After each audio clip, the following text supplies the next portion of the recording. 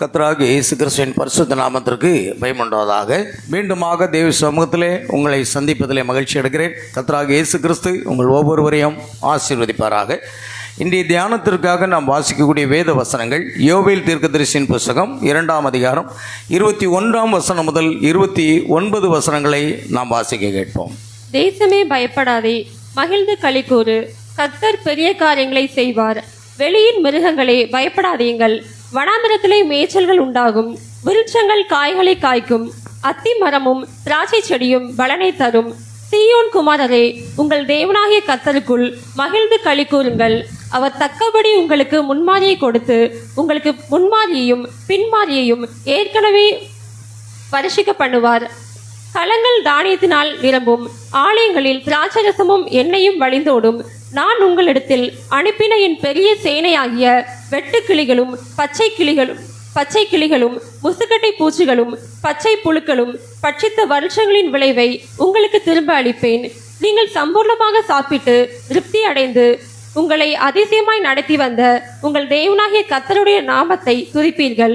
என் ஜனங்கள் ஒருபோதும் வெட்கப்பட்டு போவதில்லை. நான் இஸ்ரவேலின் நடுவில் இருக்கிறவர் என்றும் நானே உங்கள் தேவனாகிய கர்த்தர், வேறொருவர் இல்லை என்றும் அறிந்து கொள்வீர்கள். என் ஜனங்கள் ஒருபோதும் வெட்கப்பட்டு போவதில்லை. அதற்கு பின்பு நான் மாம்சமான யாவர் மேலும் என் ஆவியை ஊற்றுவேன். அப்பொழுது உங்கள் குமாரரும் உங்கள் குமாரத்திகளும் தீர்க்க தரிசனம் சொல்லுவார்கள். உங்கள் மூப்பர் சொப்பனங்களையும் உங்கள் வாலிபர் தரிசனங்களையும் காண்பார்கள். ஊழியக்காரர் மேலும் ஊழியக்காரிகள் மேலும் அந்நாட்களிலே என் ஆவியை ஊற்றுவேன். ஆமேன். வாசிக்கப்பட்ட வேத வசனங்களை கர்த்தர் தாமே ஆசீர்வதிப்பாக. தொடர்ந்து எபிரேயருக்கு எழுதின நிருபம் 6ஆம் அதிகாரம் 8 வசனங்களை வாசிக்க கேட்போம். கர்த்தராகிய இயேசு கிறிஸ்துவினுடைய பரிசுத்த நாமத்துக்கு ஸ்தோத்திரம். ஏனெனில் ஒரு தரம் பிரகாசிக்கப்பட்டும் பரம ஈவை ருசி பார்த்தும் பரிசுத்த ஆவியை பெற்றும் தேவனுடைய நல் வார்த்தையையும் இனிவரும் உலகத்தின் பலன்களையும் ருசி பார்த்தும் மறுதலித்து போனவர்கள் தேவனுடைய குமாரனை தாங்களே மறுபடியும் சிலுவையில் அறைந்து அவமானப்படுத்துகிறபடியால் மனம் திரும்புவதற்கு ஏதுவாய் அவர்களை மறுபடியும் புதுப்பிக்கிறது கூடாத காரியம். எப்படியெனில் தன்மேல் அடிக்கடி பெய்கிற மழையை குடித்து தன்னிடத்தில் பயிரிடுவர்களுக்கு ஏற்ற பயிரை முளைப்பிக்கும் நிலமானது தேவனால் ஆசீர்வாதம் பெறும். முள் செடிகளையும் முள் பூண்டுகளையும் முளைப்பிக்கிற நிலமோ தகாததையும் சபிக்கப்படுகிறதற்கு ஏற்றதாயும் இருக்கிறது. சுட்டரிக்கப்படுவதே அதன் முடிவு. அல்லேலூயா, அல்லேலூயா. வாசிக்கப்பட்ட வேத வசனங்களை கர்த்தர் ஆசீர்வதிப்பாராக. நம்ம ஒரு பாடலை பாடி ஜெபித்து அவருடைய வார்த்தைக்குள்ளாக கடச்சிடுவோம்.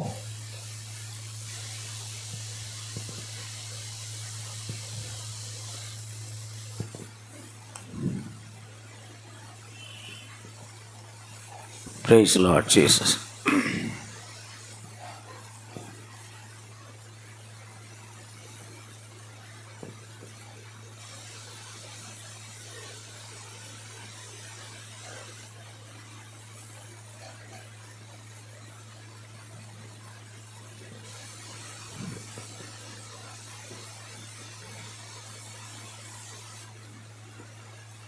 எந்தன் ஜெப வேளை என்ற பாடலை நாம் பாடுவோம்.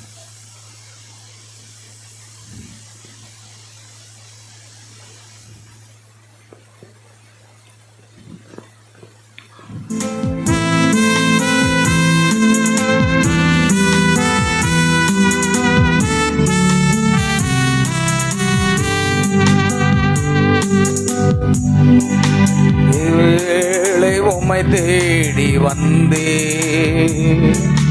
தேவா பதில் தாருமே. எந்தன் கோட்டை எந்தன் தஞ்சம் நீரே, உம்மை நான் நாடி வந்தே. எந்தன் ஜெப வேளை உம்மை தேடி வந்தே தேவா பதில் தாருமே. எந்தன் கோட்டை எந்தன் தஞ்சம் நீரே, உம்மை நான் நாடி வந்தேன்.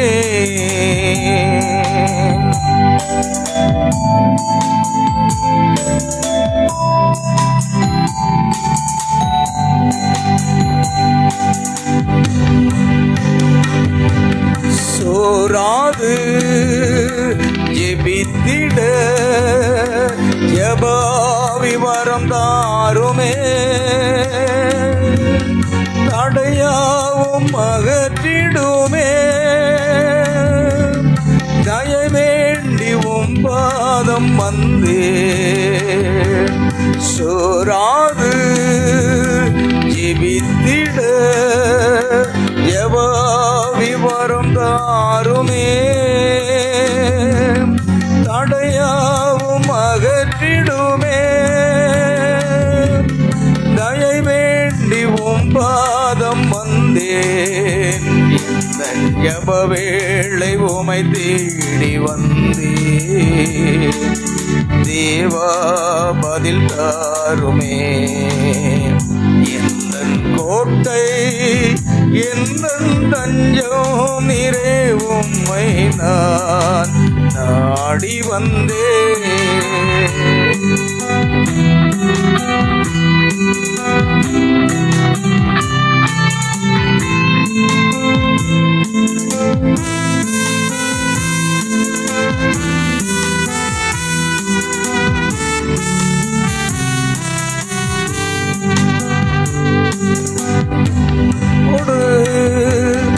என்னாலும் உறவாட அருள் செய்யுமே, கர்த்தாவே உம் வார்த்தையை கேட்டிட காத்திருப்பேனே. உம்மோடு என்னாலும் உறவாட அருள் செய்யுமே, கர்த்தாவே உம் வார்த்தையை கேட்டிட காத்திருப்பேனே. ஜப வேளை உமை தேடி வந்தேன். தேவா பதில் தாருமே, கோட்டை எந்தன் தஞ்சம் நீரே, உம்மை நான் நாடி வந்தேன்.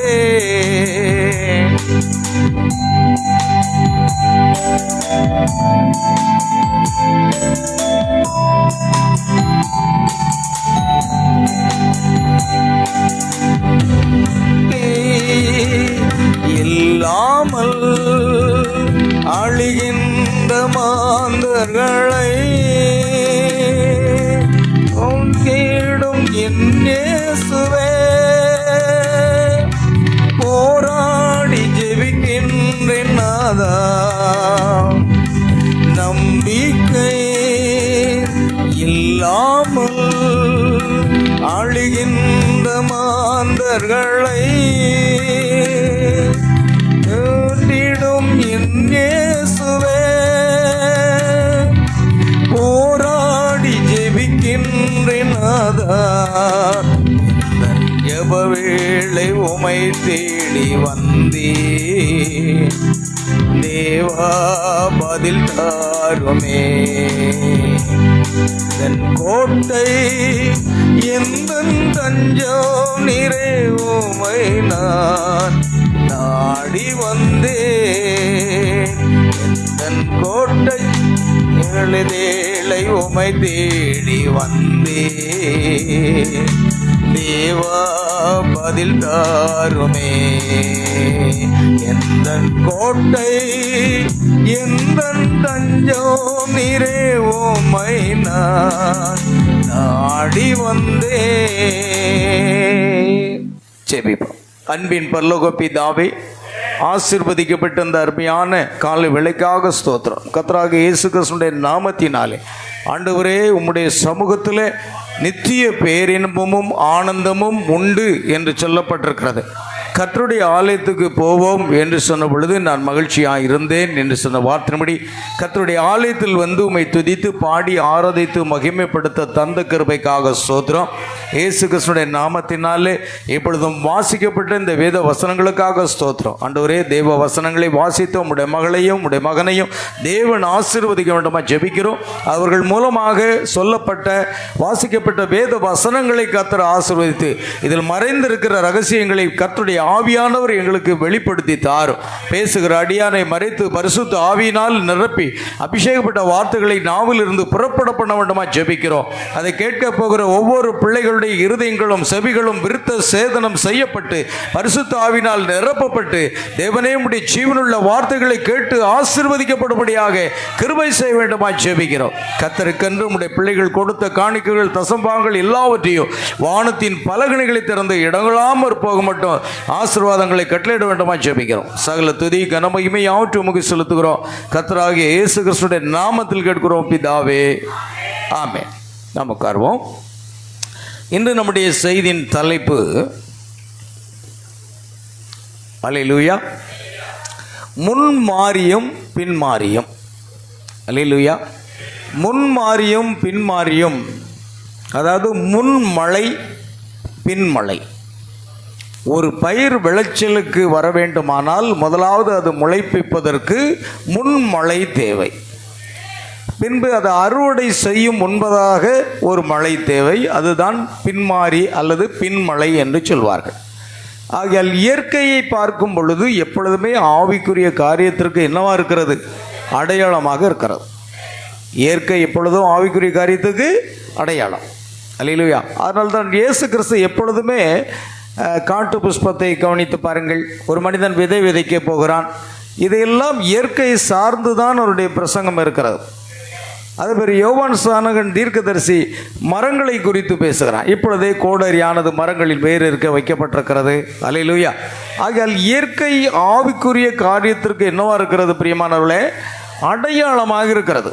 ஆகையால் இயற்கை பார்க்கும் பொழுது நீங்கள் தேவனை எங்கே காணலாம். ஆமென். கர்த்தருக்கு மகிமையுண்டாகட்டும். இப்பொழுது நாம் பார்ப்போம், முன்மாறியும் பின்மாறியும், former rain and later rain, முன்மழை பின்மழை. இதை குறித்து நாம் வாசித்த அந்த பகுதி தான் யோவேல் தீர்க்கதரிசியின் புஸ்தகம் 2ஆம் அதிகாரம் 21 முதல் 29 வரைக்கும், எபிரேயர் 6:4 முதல் 8 வசனங்களையும் நாம் வாசிக்க கேட்டோம். இப்பொழுது அதனுடைய விளக்கத்தை குறித்து நாம் சற்று பார்க்கலாம். கடைசி காலத்தில் ஆவியின் அபிஷேகம் பெற்றுள்ளவர்கள் என்ற செய்தியிலே நமக்காக அனுப்பப்பட்ட தேவனுடைய தீர்க்கதரிசி மூலமாக வெளிப்படுத்தப்பட்ட அந்த மகத்துவமான காரியங்களை நாம் சற்று தியானிக்கலாம். பாருங்கள், முதலாவதாக மத்தேயு 4:45 வசனத்திலே ஒரு காரியம் அங்கு இருக்கிறது. என்ன சொல்லப்பட்டிருக்கிறது? வாசிங்கள். மத்தேயு 4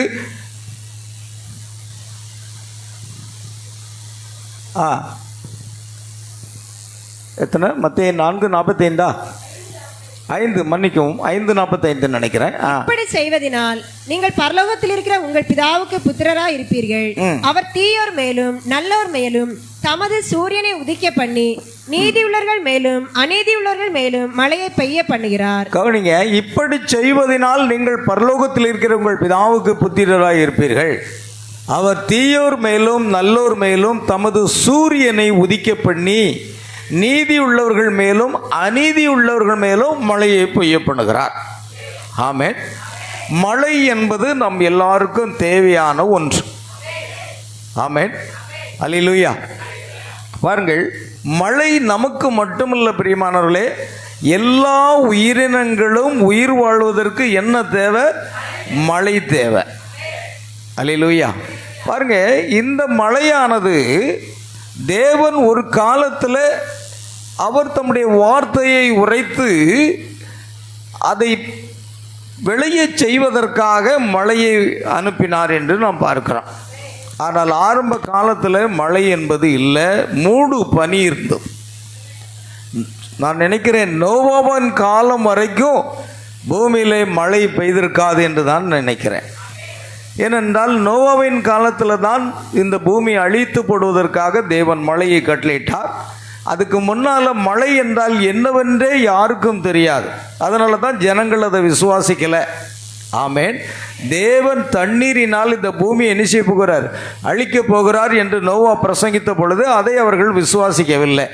அல்லேலூயா. காரணம், அந்த காலம் வரைக்கும் மழை என்பது இல்லாது இருந்தது. நீங்கள் பார்த்தீங்கன்னா அங்கே வேதத்தில் உபாக புஸ்தகத்திலே 11ஆம் அதிகாரம், அதாவது அதுக்கு முன்னால் ஒரு காரியத்தை வாசிப்போம். ஆதியாகமம் 2ஆம் அதிகாரத்துக்கு வருவோம். அப்பொழுதே மூடுபனி பூமி இல்லை, ஆதியாகமம் 1:11. முதலாவது ஆதியாகமம் 1:11. அப்பொழுது தேவன் பூமியானது புல்லையும் விதையையும் பிறப்பிக்கும் பூண்டுகளையும் பூமியில் தங்களில் தங்கள் விதையுடைய கனிகளை தங்களில் தங்கள் ஜாதியின்படியே கொடுக்கும் கனி விருட்சங்களையும் முளைப்பிக்க கடவுள் என்றார். அது அப்படியே ஆயிற்று. தங்களில் தங்கள் விதையை பிறப்பிக்கும் பூண்டுகளையும் பூமியின் மேல் தங்களில் தங்கள் விதையுடைய கனிகளை தங்கள் தங்கள் ஜாதியின்படியே கொடுக்கும் கனி விருட்சங்களையும் முளைப்பிக்க கடவுது. இது ஒரு அதாவது பிரதி உற்பத்தி பிரமாணம். இந்த பிரதி உற்பத்தி பிரமாணத்தில் நீங்கள் கவனிச்சிங்கன்னா, நீங்கள் நெல்லை விதைச்சா நெல் தான் வரணும், கோதுமை விதைச்சா கோதுமை தான் வரணும். ஆமேன். அதுதான் பிரதி உற்பத்தி பிரமாணம் என்று அர்த்தம். தேவன் ஒரு பிரதி உற்பத்தி பிரமாணத்தை அங்கே வைத்திருந்தார்.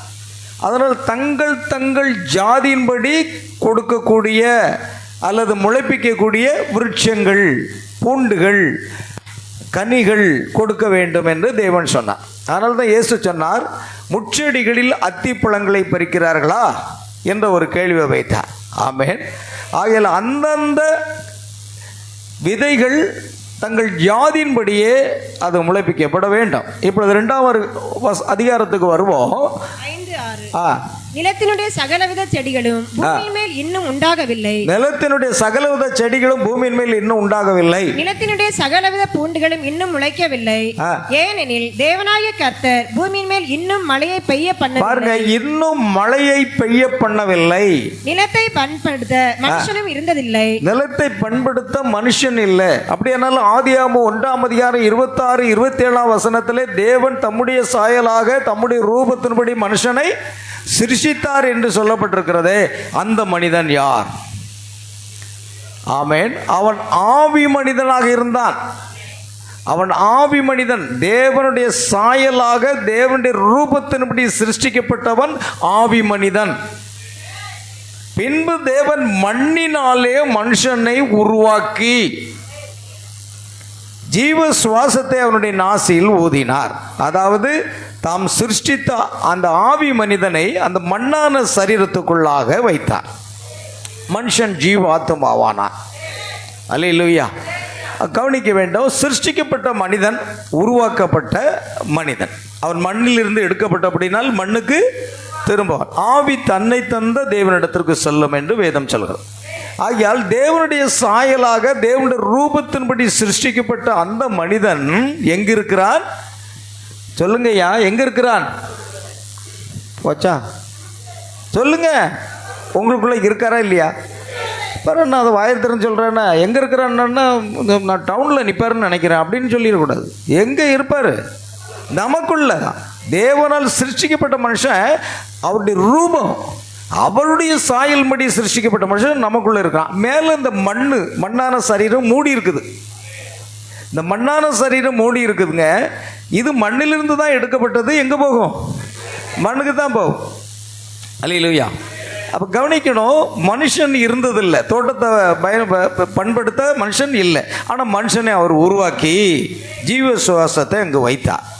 அதனால தான் பவுல் என்ன சொல்கிறாருன்னா, உள்ளான மனுஷன் புறம்பான மனுஷன் அப்படின்னு சொல்கிறார். 2 மனுஷனை சொல்கிறார். நம்ம உள்ளான மனுஷன் நாளுக்கு நாள் என்ன ஆகணும்? புதிதாக்கப்படணும். புறம்பான மனுஷன் நாளுக்கு நாள் என்ன செய்யணும்? கேட்கல, அழிக்கப்படணும். நாளுக்கு நாள் அந்த கிரியைகள் அழிக்கப்படணும்.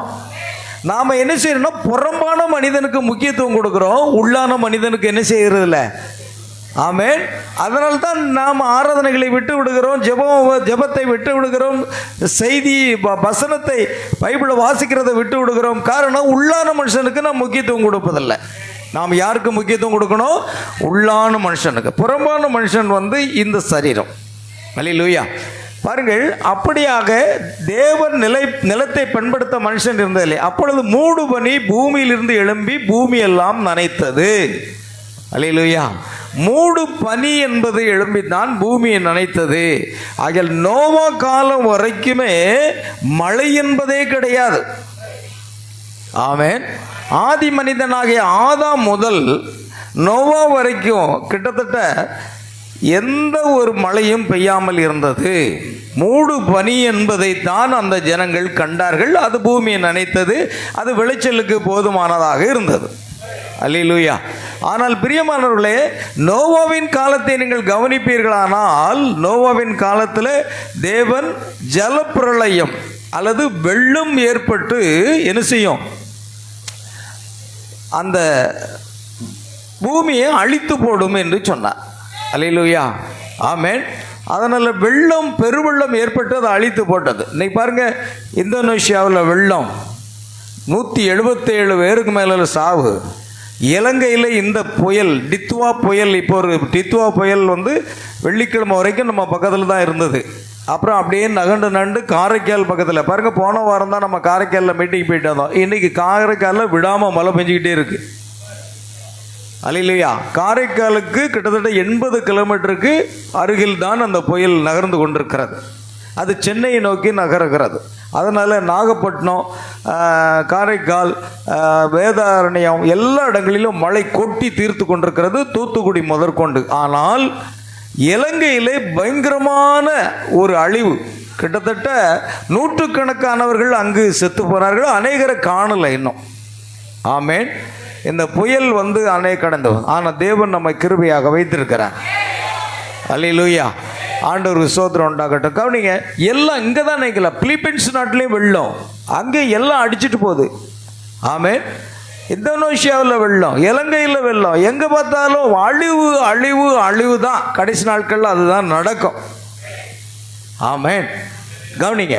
ஆகையால் மத்தேயு 4:45 நம்ம பார்த்தோம். அங்கு தேவன் தமது சூரியனை, அதாவது நல்லோர் மேலும் தேவன் தமது சூரியனை உதிக்க பண்ணி நல்லோர் மேலும் தீயர் மேலும் தம்முடைய மழையை பொழிய பண்ணுகிறார். நோவாவின் காலத்திலிருந்து தேவன் ஒரு உடன்படிக்கை பண்ணுகிறார். பண்ணிட்டு சொல்கிறாரு, மாரி காலமோ வசந்த காலம், இந்த காலங்கள் 3 காலங்களை நியமித்து இதுபடி நடக்குங்கிறாரு. அதே மாதிரி மழைக்காலம், கோடைக்காலம், வசந்த காலம் என்பது தொடர்ந்து நடக்கிறது. ஆனால் இப்பொழுது என்ன அப்படின்னா, இந்த காலம் எல்லாம் தலைகளை மாறி போச்சு. இப்போ அந்த வானிலை ஆராய்ச்சியாளர்கள் சொல்கிறாங்க, திருநெல்வேலி மாவட்டத்தில் 100 ஆண்டுகள் இல்லாத அளவுக்கு குளிர் அதிகமாக இருந்தது. கீழே காலை வைக்க முடியல, அவ்வளோ குளிர் இருந்தது. 100 ஆண்டுகளாக இவ்வளோ குளிரே இல்லை அப்படின்னு அங்கு எல்லா இடங்களிலும் செய்திகள் பரவி கொண்டிருக்கிறது. ஆமென். உண்மையாக இவ்வளவு 20 டிகிரி செல்சியஸ் அளவுக்கு அது குறைந்து விட்டதாம். ஆமென். அல்லேலூயா. போர்வை தூக்கி தலைவலியே மூடினாலும் குளிர் நிற்க மாட்டேக்கு. என்ன பண்ணுறது? அல்லேலூயா. கர்த்தர் ஸ்தோத்திரம். அவ்வளோ கஷ்டமான ஒரு குளிர். ஆனால் இப்போ புயல் அங்கே கடந்து போனதுனால இன்றைக்கு வெயில் மெதுவாக எட்டி பார்த்துருக்கிறது. அதுவும் அன்றைக்கே நாம் ஜெபித்து கொண்டு ஆண்டவரே 30ஆம் தேதியும் கனமழை இருக்குன்னு சொல்கிறாங்களே, ஆனால் ஜனங்கள் ஆராதனைக்கு வருவதற்கு தடையில்லாதபடிக்கு நீர் விஷயம் எந்த இயற்கையின் சீற்றங்களும் இருக்கக்கூடாது என்று நாங்கள் ஜெபித்து கொண்டே இருந்தோம். நீங்களும் ஜெபித்திருப்பீர்கள். ஆகையால் கர்த்தர் வெள்ளிக்கிழமை இரவு ஆரம்பித்த மழையானது சனி முழுவதுமாக மறுநாளும் பெய்து கொண்டே தான். அந்த இரவு முழுதும் மழை தான். ஆனால் இன்றைக்கு பாருங்கள், வெயில் வந்திருக்கு. யாருக்காக? அப்படி இருந்துமான உங்களுக்கு இன்னும் குளிர் இருக்கு. சர்ச்சுக்கு வர முடியாமல், ஆராதனைக்கு வர முடியாமல் இன்னும் குளிரா? இன்னும் போர்வையை மூடி தான் தூங்கிக்கிட்டு இருக்கீங்களா? அல்லேலூயா. தேவன் வெயிலை கொடுத்துட்டார். ஆமென். எதற்காக? அவரை ஆராதிப்பதற்காக. இதை கூட விசுவாசிகள் புரிந்து கொள்ள மாட்டாங்க. ஏன் திடீர்னு வெயில் வந்தது புரியல. அல்லேலூயா. பவுல் ஒரு காலத்தில் பவுல் சிறை கைதியாக கொண்டு போகும்போது 14 நாள்களாக சூரியனே காணலையாம். 14 நாட்களாக என்ன இல்லை, சூரியனே இல்லை. கப்பல் பிரயாணத்தில் போகிறாங்க. ஒரு தூதன் கர்த்தருடைய தூதனை அனுப்பி அவர்கிட்ட பேசுகிறார், உங்களுக்கு யாருக்குமே சேதம் வராது, நீங்கள் என்ன செய்வீங்க, காப்பாற்றப்படுவீர்கள். அது கப்பல் தலைவரில் சொன்ன பிற்பாடு இவர்கள் நீங்கள் புசித்து என்ன செய்யுங்க, இன்றைக்கி 14 நாளாக நீங்கள் ஒன்றுமே சாப்பிடாமல் இருக்கீங்க, இப்போ என்ன செய்யுங்க, நீங்கள் எல்லாரும் சாப்பிட்டு கொஞ்சம் பலன் அடைங்க என்று சொல்லி சாப்பிட்றதுக்கு சொல்லி எல்லாரும் சாப்பிட ஆரம்பிக்காங்க. உடனே வெயில் அங்கிருந்து வந்தது, சூரியன் உதயமாயிற்று என்று பைபிளில் எழுதியிருக்கு. அதே தேவன் தான் இன்றைக்கு நம்ம மத்தியில் ஜீவித்து கொண்டிருக்கிறார். அவரால் செய்யக்கூடாத காரியம் எதுவுமே கிடையாது. பாருங்க, நீங்கள் அப்போஸ்தலரில் அதை படித்து பாருங்க, புரியும். கவனிங்க. ஆகையால் தேவன் என்ன செய்கிறார், நமக்கு சூரிய வெளிச்சத்தை அனுப்புகிறார், தேவன் மழையை அனுப்புகிறார், காற்றை அனுப்புகிறார். இதெல்லாம் மனிதனுக்கு தேவை. நமக்கு மட்டும் இல்லை, எல்லா உயிரினங்களுக்கும் சுவாசத்துக்கு என்ன தேவை, காற்று தேவை, சூரிய வெப்பம் தேவை, அடுத்து தண்ணீர். இந்த 3 இருந்தால் எந்த தாவரமும் உயிர் வாழும். மனிதர்களும் உயிர் வாழ்வதற்கு காற்று தேவை, தண்ணீர் தேவை, சூரிய வெப்பம் தேவை. அல்லேலூயா. இது இருந்தால் தான் நாம் என்ன செய்ய முடியும், உயிர் வாழ முடியும் என்பது தேவன் அறிந்திருக்கிறார். சரி, கவனிங்க. ஆனால் ஒன்று, தீயோர் மேலும் நல்லோர் மேலும் தமது சூரியனை உதிக்க பண்ணி தம்முடைய மழையை பொழிய பண்ணுகிறார். பார்த்தீங்களா, எவ்வளோ நல்ல தேவன் என்று பாருங்கள். ஆகையால் தேவன் பூமிக்கு மழையும் வெளிச்சத்தையும், சூரிய வெளிச்சத்தையும் மழையும் அனுப்பி இங்கு வாழும் மக்களுக்கு அவர் ஆகாரத்தை உற்பத்தி செய்து தருவராக இயேசு கூறினார். ஆனால் கோதுமை வயலில் காணப்படும் களைகளும் பூண்டுகளும் இதே சூரிய வெளிச்சத்தையும் மழையையும் அனுபவிக்கின்றன. ஆமே, கோதுமை விளைய செய்யும் அதே மழை புற்பூண்டுகளையும் விளைய செய்கிறது, களையையும் என்ன செய்கிறது, விளைய செய்கிறது. அல்லேலூயா. பாருங்கள், பெந்தகோஸ்தே ஸ்தாபனத்தில் உள்ள ஒரு சிலரை நான் முதல் முறையாக சந்தித்த போது இதை குறித்து ஒரு பாடத்தை தேவன் எனக்கு கற்பித்தார். காரணம், சகோதரன் பிரணாம் எங்கே இருந்தாரா, பாப்டிஸ்ட் சபையில் அவர் ஒரு போதகராக இருந்தார். ஆகையால் திடீரென்று பெந்தகோஸ்தே ஒரு கூட்டத்திற்கு, அவர் எழுப்புதல் கூட்டத்துக்கு சென்ற பொழுது அங்கே வித்தியாசமான காரியங்களை அவர் காண்கிறார். அல்லேலூயா, ஆமென். கவனிங்க. அதற்கு முன்பு அந்நிய பாஷை பேசப்படுவதை நான் கேட்டதே இல்லை.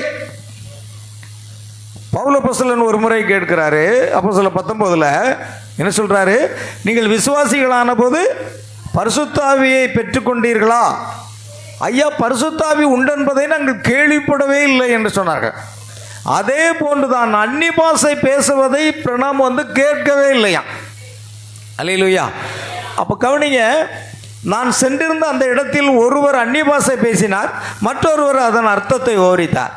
இங்கு குழுமியுள்ள அநேகர் மனம் திரும்ப வேண்டும் என்று அவர்கள் கூற அல்லது பிரசங்கிக்க அநேக பெண்களும் ஆண்களும் எழுந்து பீடத்தின் அருகில் சென்றனர். எவ்வளவு மகிமையா உள்ளது இது என்று நான் எண்ணினேன்.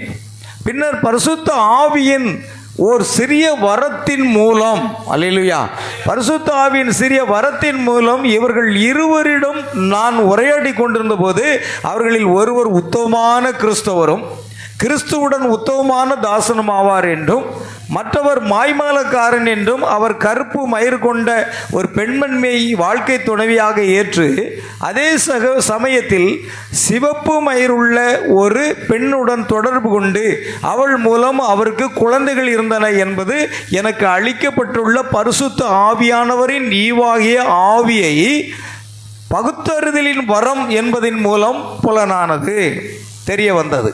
அதை நான் அங்கு தரிசனத்தில் கண்டேன். அதை யாரும் மறக்க முடியாது. அதை குறித்து நான் அவரிடம் வினவுத போது அவர் என்னை முறைத்து பார்த்துவிட்டு அவரிடம் விட்டு நகர்ந்து சென்று விட்டார். பாருங்க, gifts and callings of God are without repentance. தேவனுடைய கிருபை வரங்களோ அவர் அழைத்த அழைப்போ மாறாதவைகள். மனம் திரும்பாமலேயே வரங்கள் கொடுக்கப்படுகிறது.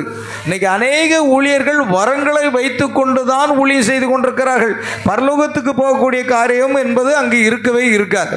ஜனங்கள் வரங்களை பார்த்து ஏமாந்து விட வேண்டாம், வரங்கள் தேவைதான். அல்லேலூயா.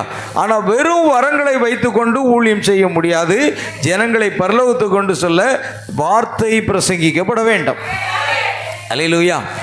பாருங்கள், அடுத்து இது என்னை குழப்பத்தில் ஆழ்த்தியது.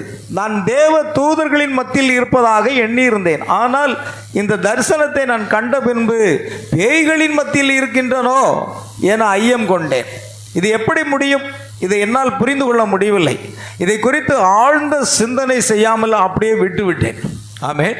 ஆனால் ஒரு நாள் நான் அந்த பழமையான ஆலயின் ஸ்தலத்தில் ஜெபிக்க சென்றபோது பரிசுத்த ஆவியானவர் இவ்வசனங்களை என் நினைவுக்கு கொண்டு வந்தார். ஆமென். எப்படி எனில், தன்மேல் அடிக்கடி பெய்கிற மழையை குடித்து, எபிரேயர் 6ஆம் அதிகாரத்திலே நாம் வாசித்தோம். ஆமென்.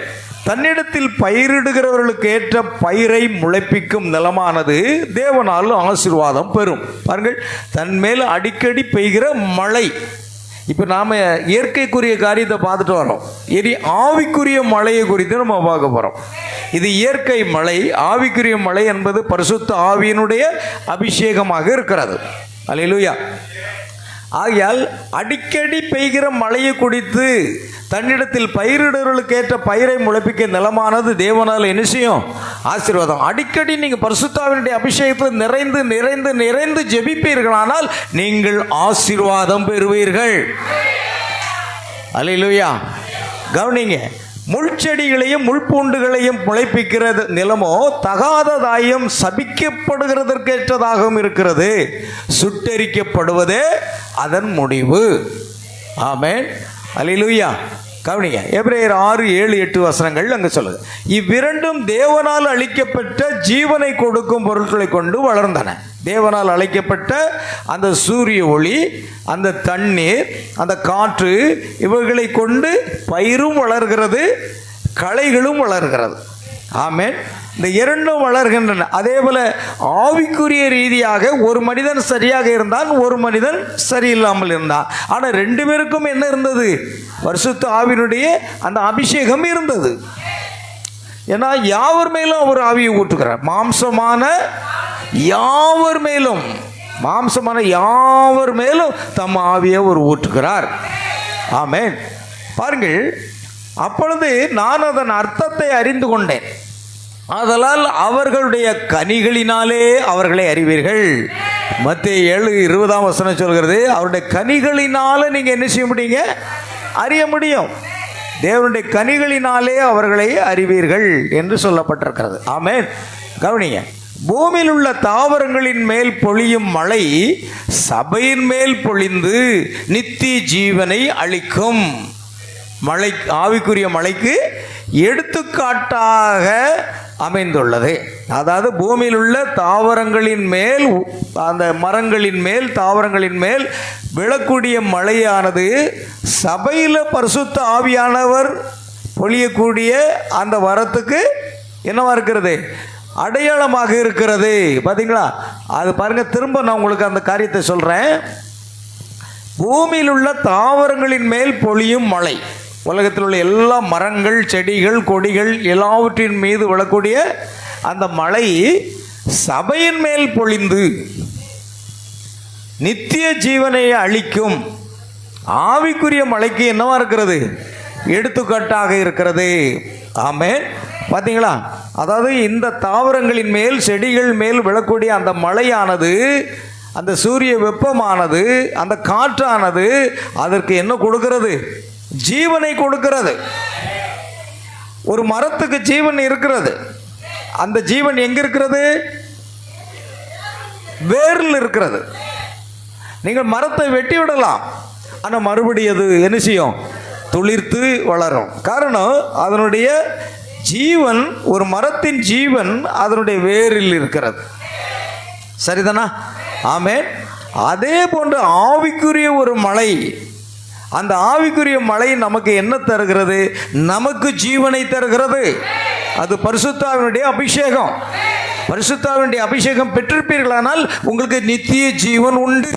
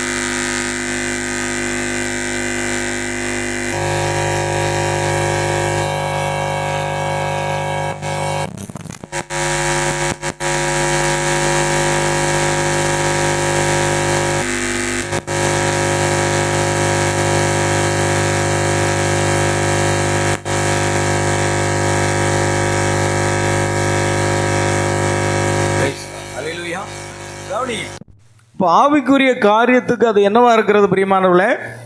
ஒரு அடையாளம். சபையின் மேல் பொழியும் தேவனுடைய ஆவியை நாம் முன்மாறி பின்மாறி என்று இரு வகையாக பிரிக்கலாம். நம்முடைய செய்தியின் தலைப்பு என்னங்க? முன்மாறியும் பின்மாறியும். இப்போ சபையின் மேலே நம் ஒவ்வொருவர் மேலும் விழுகின்ற அந்த ஆவியானதை இரண்டு பிரிவாக, ஒன்று ஆமென் அல்லேலூயா, ஒன்று என்னவாக இருக்கிறது? முன்மாதிரி முன்மாறியாக இருக்கிறது, இன்னொன்று பின்மாறியாக இருக்கிறது. அது இரண்டாக பிரிக்கலாம். அல்லேலூயா. அந்த பிளக்கில் பாரு, அந்த பிளக் ஒயிட் பிளக்கில் லூஸ் இருக்க பாரு. அல்லேலூயா. கவனிங்கள், இங்கு வினோதத்தை வித்துக்கள் பூமியின் அடியில் சென்றபோது தொடக்கத்தில் முள் வித்தாக இருந்தது, மாத்திரமே முட்களை தோன்ற செய்தது. பாருங்கள், ஒரு வித்து முள்ளாக இருந்தால் அது முள்ளை தான் தோன்ற செய்யும். ஆமென். அவ்வாறே கோதுமை மணி நிலத்தடியில் சென்று மறுபடியும் கோதுமை மணிகளை தோன்ற செய்தது. அவ்வாறே கோதுமை மணி பாருங்க, நிலத்தடி மறுபடியும் கோதுமை மணிகளை தோன்ற செய்தது. ஆகவே ஒவ்வொரு இனமும் தன் தன் ஒவ்வொரு இனத்தை பிறப்பித்து, அல்லேலூயா, அது தொடக்கத்தில் என்னவாய் இருந்தது என்பதை தெளிவுபடுத்துகிறது. அது ஆதியாகமம் 1:1, தங்கள் தங்கள் ஜாதியின்படியே. ஆமென். 1:11. சரி, கூடுமானால் அவர்கள் தெரிந்து கொள்ளப்பட்டவர்களையும் வஞ்சிப்பார்கள், ஏனெனில் அவர்களும் அதே மழையை அதே ஆசீர்வாதங்களை அனுபவித்து அதே அற்புதங்களையும் அடையாளங்களையும் நிகழ்த்துகின்றனர். பார்த்தீங்களா? ஆமென். களைகள் மேலேயும் என்ன விழுகிறது? மழை விழுகிறது. பயிர் மேலேயும் மழை விழுகிறது. இரண்டுமே தேவனுடைய ஆசீர்வாதங்களை பெற்றுக. இரண்டின் மீதும் பரிசுத்தாவினுடைய அபிஷேகம் ஊற்றப்பட்டு வரங்களை பெற்று அவர்கள் என்ன செய்கிறார்கள்? அற்புதங்களையும் அடையாளங்களையும் நிகழ்த்துகின்றார்கள். பாருங்கள், ஒருவேளை அது களையாக இருக்கலாம், பயிர் மீதும் அபிஷேகம் வருகிறது, களையின் மீதும் அபிஷேகம் வருது. இவர்களும் அந்நிய பாஷை பேசுகிறார்கள், அவர்களும் அந்நிய பாஷை பேசுகிறார்கள். இவர்களும் ஆவியில் நடனம் ஆடுகிறார்கள், அவர்களும் ஆவியில் நடனம் ஆடுகிறார்கள். ஆமென். இவர்களும் தீர்க்க தரிசனம் சொல்லுகிறார்கள், அதாவது பயிரும் தீர்க்க தரிசனம் சொல்லுகிறது, களையும் தீர்க்க தரிசனம் சொல்லுகிறது. ஆவிக்குரிய வரங்களை உண்மையான விசுவாசிகளும் பெற்றுக்கொள்கிறார்கள். அடுத்து களையாக இருக்கக்கூடிய அவர்களும் பெற்றுக்கொள்கிறார்கள். ரெண்டுக்கும் எந்த வித்தியாசமும் நீங்கள் கண்டுபிடிக்க முடியாது. ஆனால் ஒன்று, அவர்களுடைய கனிகளினாலே அவர்களை அறிவீர்கள். வார்த்தை முன்வைக்கும் போதுதான் தெரியும் அது வந்து களையா அல்லது பயிரான்னு கண்டுபிடிக்கலாம். எப்பொழுது கண்டுபிடிக்கலாம்? தேவனுடைய வார்த்தையை முன்வைத்து பாருங்கள். அவர்கள், இது கடினமான உபதேசம், இது வஞ்சக உபதேசம், இது கள்ள தீர்க்கதரிசியின் உபதேசம் என்று புறம்பே தள்ளி விடுவார்கள். ஓ, நன்றாக புரிந்துவிட்டது, அவர்கள் களைகளாக இருக்கிறார்கள். ஆனால் பயிராக இருக்கும் பட்சத்தில் அது என்ன செய்கிறது? தேவனுடைய வார்த்தை முன்வைக்கும் பொழுது ஆமென் என்று ஏற்றுக்கொள்கிறார்கள். அப்போ எதை வச்சு நம்ம கண்டுபிடிக்க முடியும்?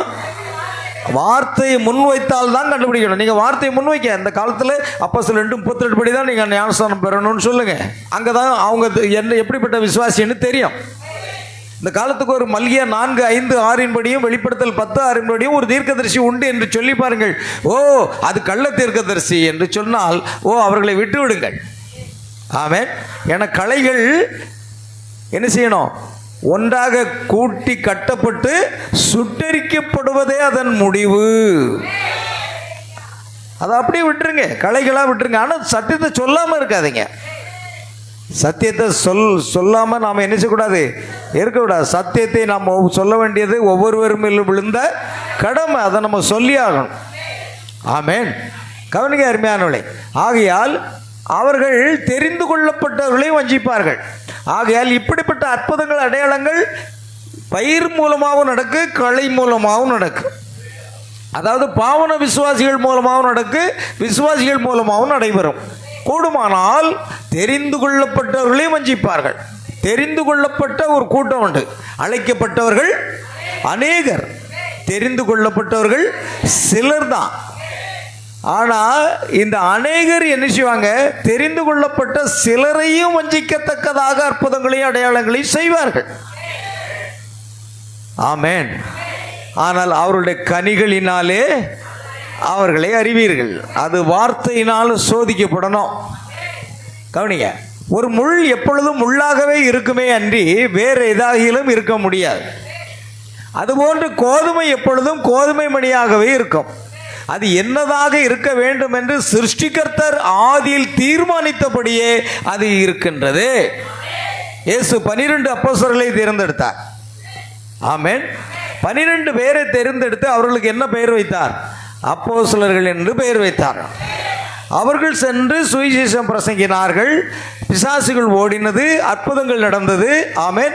அவர்கள் திரும்பி வந்து சொன்னார்கள், ஆண்டவரே, உம்முடைய நாமத்தை சொல்லும் பொழுது பிசாசுகள் கூட இங்கே என்ன செய்கிறது? எங்களுக்கு கீழ்ப்படுகிறது என்று சொன்னார்கள். இயேசு சொன்னார், பிசாசு கீழ்ப்படுகிறதுக்காக நீங்கள் சந்தோஷப்படாதீங்க, பரலோகத்தில் உங்கள் நாமங்கள் எழுதப்பட்டிருக்கிறதுக்காக சந்தோஷப்படுங்கன்னாங்க. இப்போ நீங்கள் கவனிக்கணும், இந்த 12 பேரில் ஒரு யூதாஸ் இருந்தான். 12 பேருக்கும் அப்போஸ்தலன் தான் பேர். ஆமென்.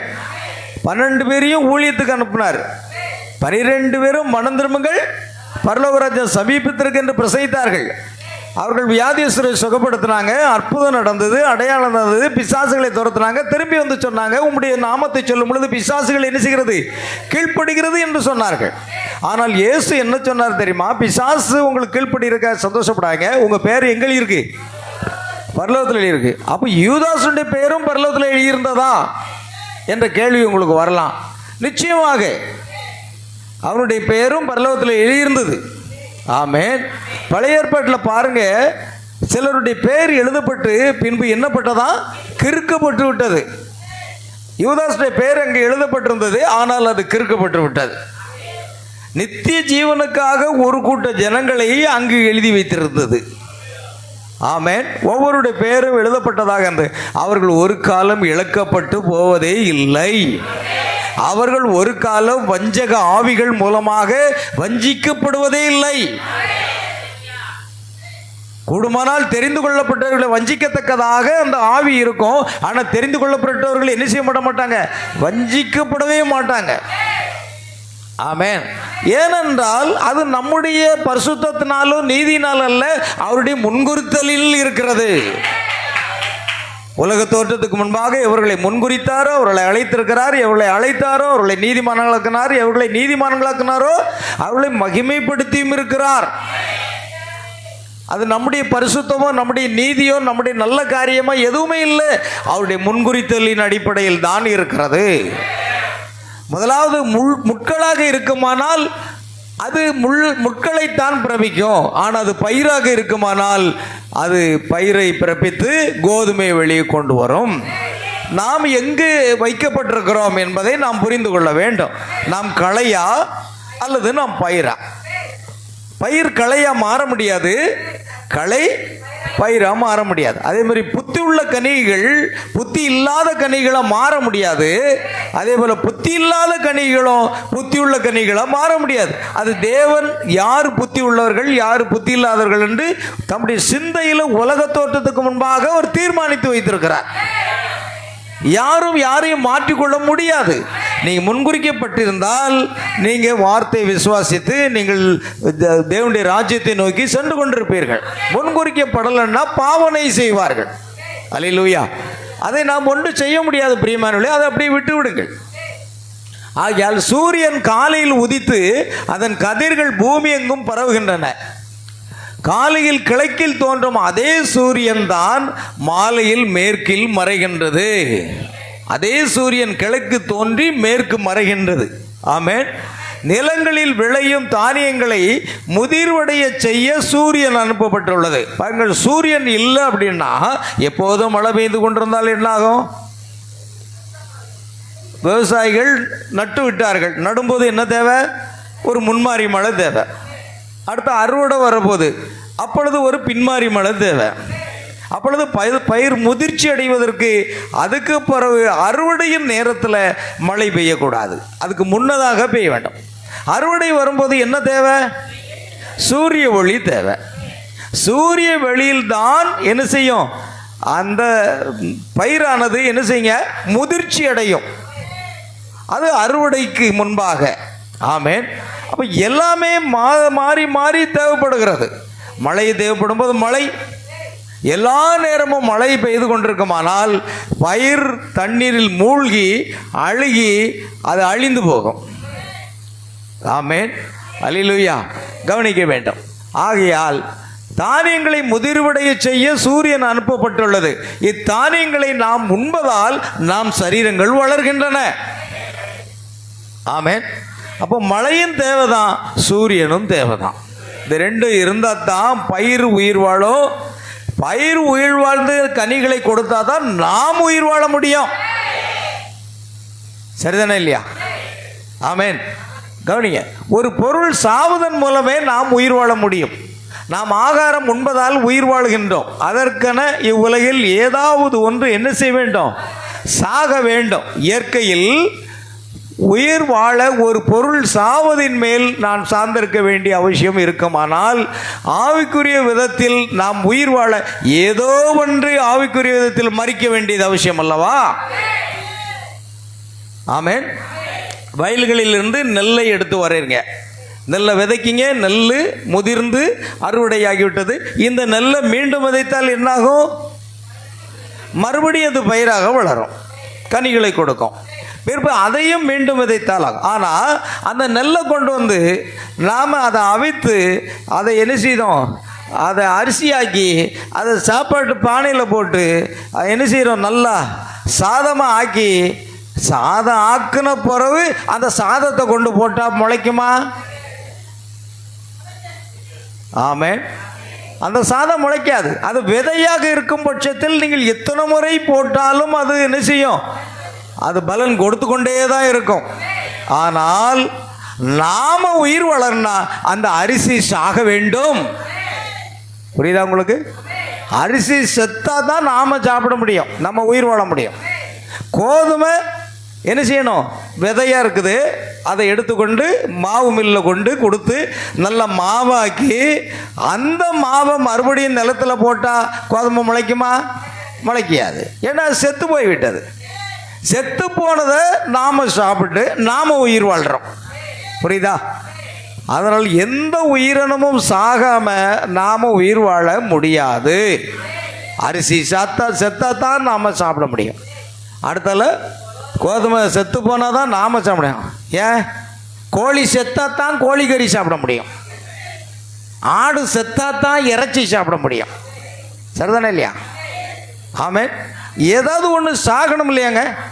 நாம் உலக பிரகாரமான இந்த வாழ்க்கைக்கு ஏதாவது ஒன்று சாக வேண்டும். ஒரு முறை ஒரு புத்த மதத்தை குறித்து ஒருவர் பெருமையாக பேசிக்கிட்டு இருந்தார். புத்தர் என்ன செய்வாரா, எந்த உயிரினங்களுக்கும் தீங்கு இழைக்க கூடாதான். எறும்பு போனால் கூட கையில் இருக்கிற அந்த தொடப்பத்தை வச்சு அப்படியே தட்டிட்டு அப்புறம் தான் நடந்து போவாங்களாம். ஏன்னா எறும்பு செத்து போகும். ஆமென். அல்லேலூயா. அதே போல் எந்த உயிரினம் இருந்தாலும் அவர்கள் நடந்து போகிற பாதையில் எந்த உயிரினத்தையும் அவர்கள் சாகடிக்க மாட்டார்களாம். ஏன்னா அது ஒரு உயிர் தானே. எறும்பும் உயிர் இருக்குது இல்லையா? சில பேர் பூரானை கும்பிடுவாங்க. எதுக்கு தான் கும்பிடுறாங்கன்னு எனக்கு புரியல. பூரானும் தெய்வமாக கும்பிட்ற ஆட்களும் இருக்குது. ஆனால் பூரான் கடிச்சாச்சுன்னா அப்போ தான் தெரிய விஷயம். ஆனால் பாருங்கள், அந்த பூரானுக்கு கூட கொல்ல மாட்டுக்காங்க. ஒரு நாள் இப்படி தான் ஒரு பூரம் பெருசாக போச்சுது, நான் அடிக்க போனேன், விட்டுருங்க, அதான் அப்படி போட்டோம், அது சாமியை விட்டுருங்க. பூரான் சாமிங்க, பாம்பும் சாமியாங்க. ஆமென். ஏன்னா அது இப்படி தானே இருக்குது. அது அந்த சாமி என்ன ஆகுது, பாம்பு மாதிரி படம் எடுத்து ஆடுது. ஆமென். அதை போய் கும்பிடுறாங்க. அப்போ ஒவ்வொரு வீட்லேயும் ஒவ்வொரு பாம்பு கொண்டு வைக்க வேண்டியது தானே. புரியுதா நான் சொல்கிற காரியம்? பாம்பை தான் தெய்வம்னு சொன்னீங்கன்னா அந்த பாம்பை ஒவ்வொரு வீட்லேயும் ஒவ்வொரு பெரிய பாம்பை கொண்டு பிடிச்சி விட்டுட்டு தினம் வணங்கினா எப்படி இருக்கும்? வணங்கிட்டு படுப்பீங்க, காலையில் உயிரோடு எழும்ப மாட்டீங்க. அல்லேலூயா. அது ஒரு மூட நம்பிக்கை.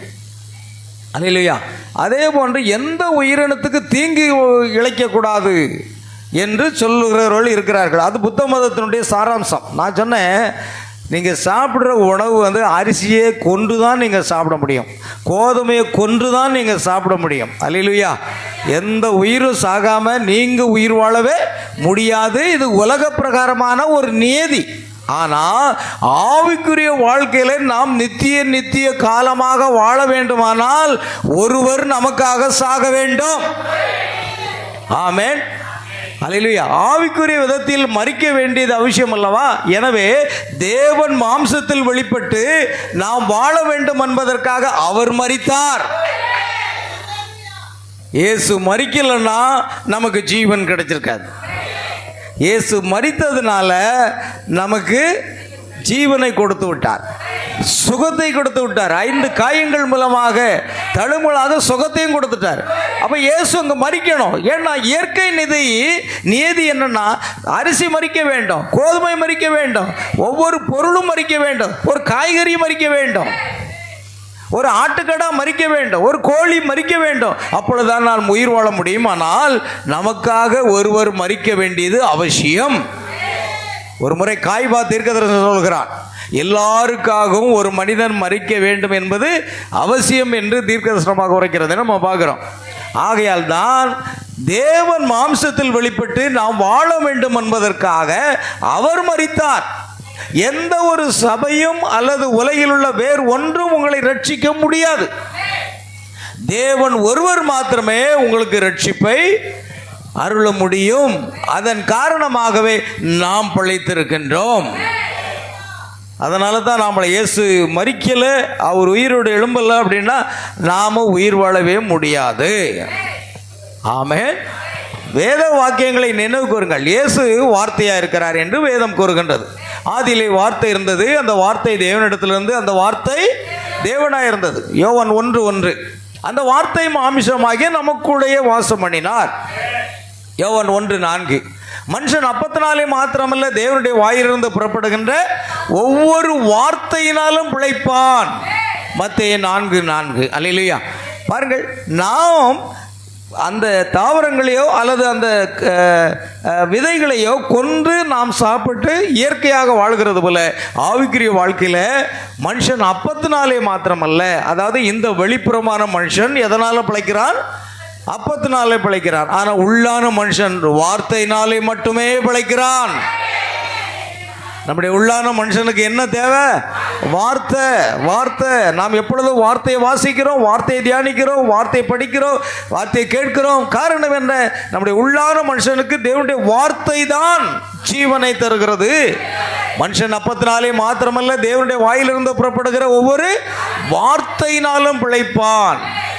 வார்த்தையினால மட்டும்தான் நாம் இப்பொழுது பிழைத்து கொண்டிருக்கிறோம். அப்படியானால் நாம் வார்த்தையினால் பிழைக்கிறோம் என்பதை கவனிங்கள். வார்த்தை என்பது தேவனாகும். வார்த்தை என்பது என்ன? தேவனாகும். அதனால தான் இயேசு சொன்னார், என் மாம்சத்தை புசித்து என் இரத்தத்தை பானம் பண்ணுகிறவனுக்கு நித்திய ஜீவன் உண்டு என்று சொன்னார். ஆமென்.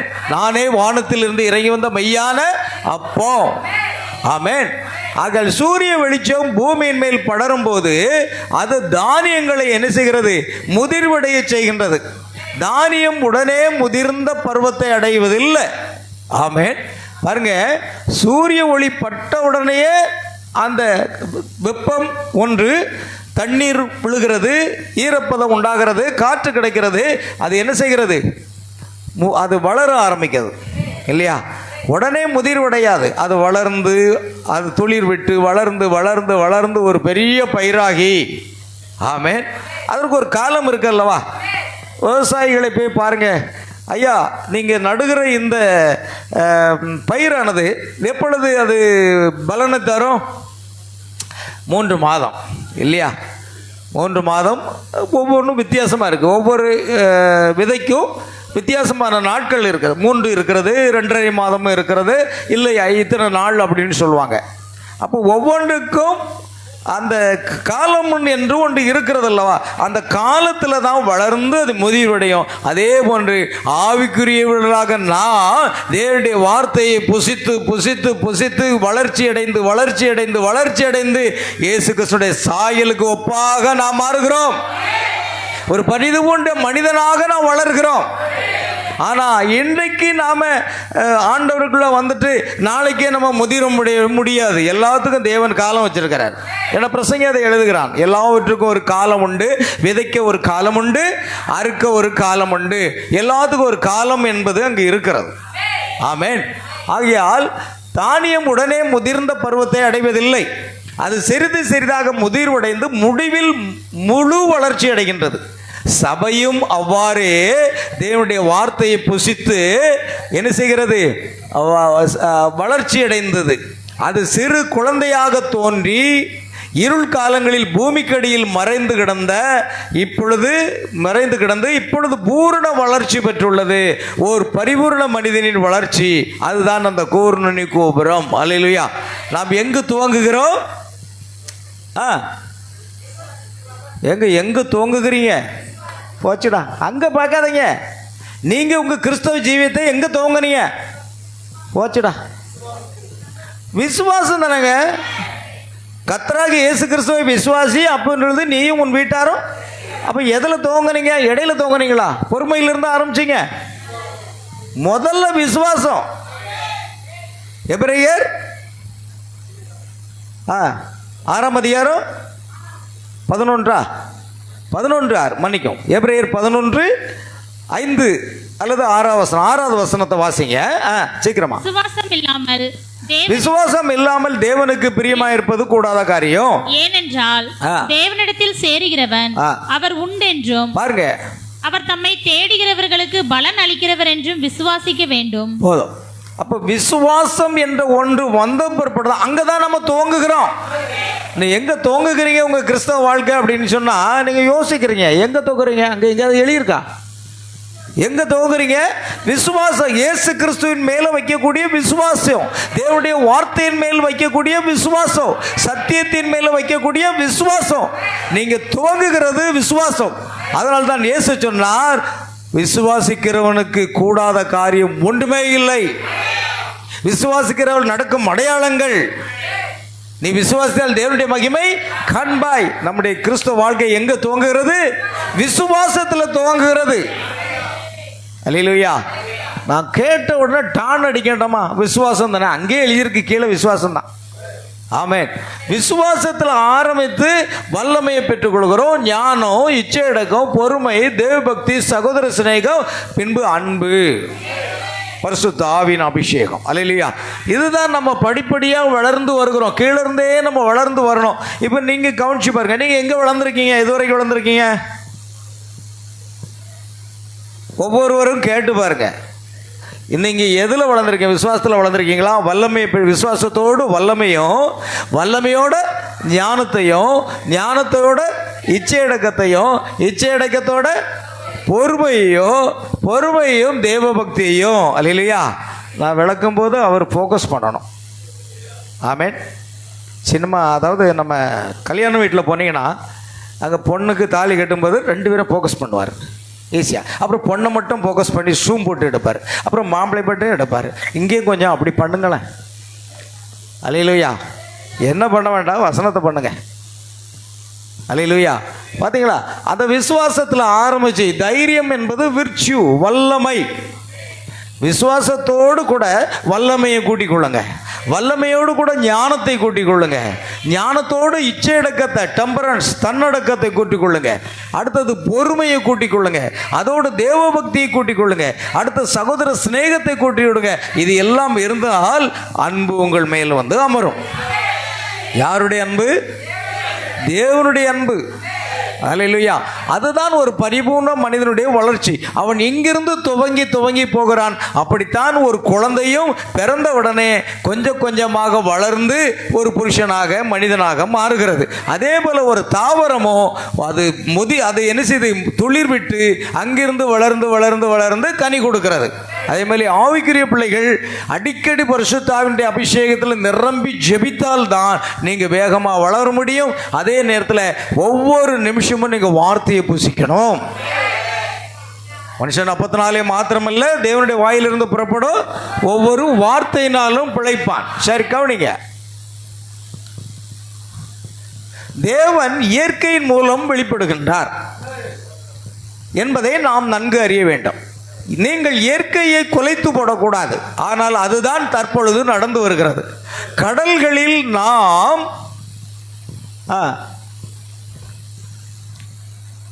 அணுகுண்டுகளை போட்டு அவைகளை நாசப்படுத்துகிறோம். ஆமென்.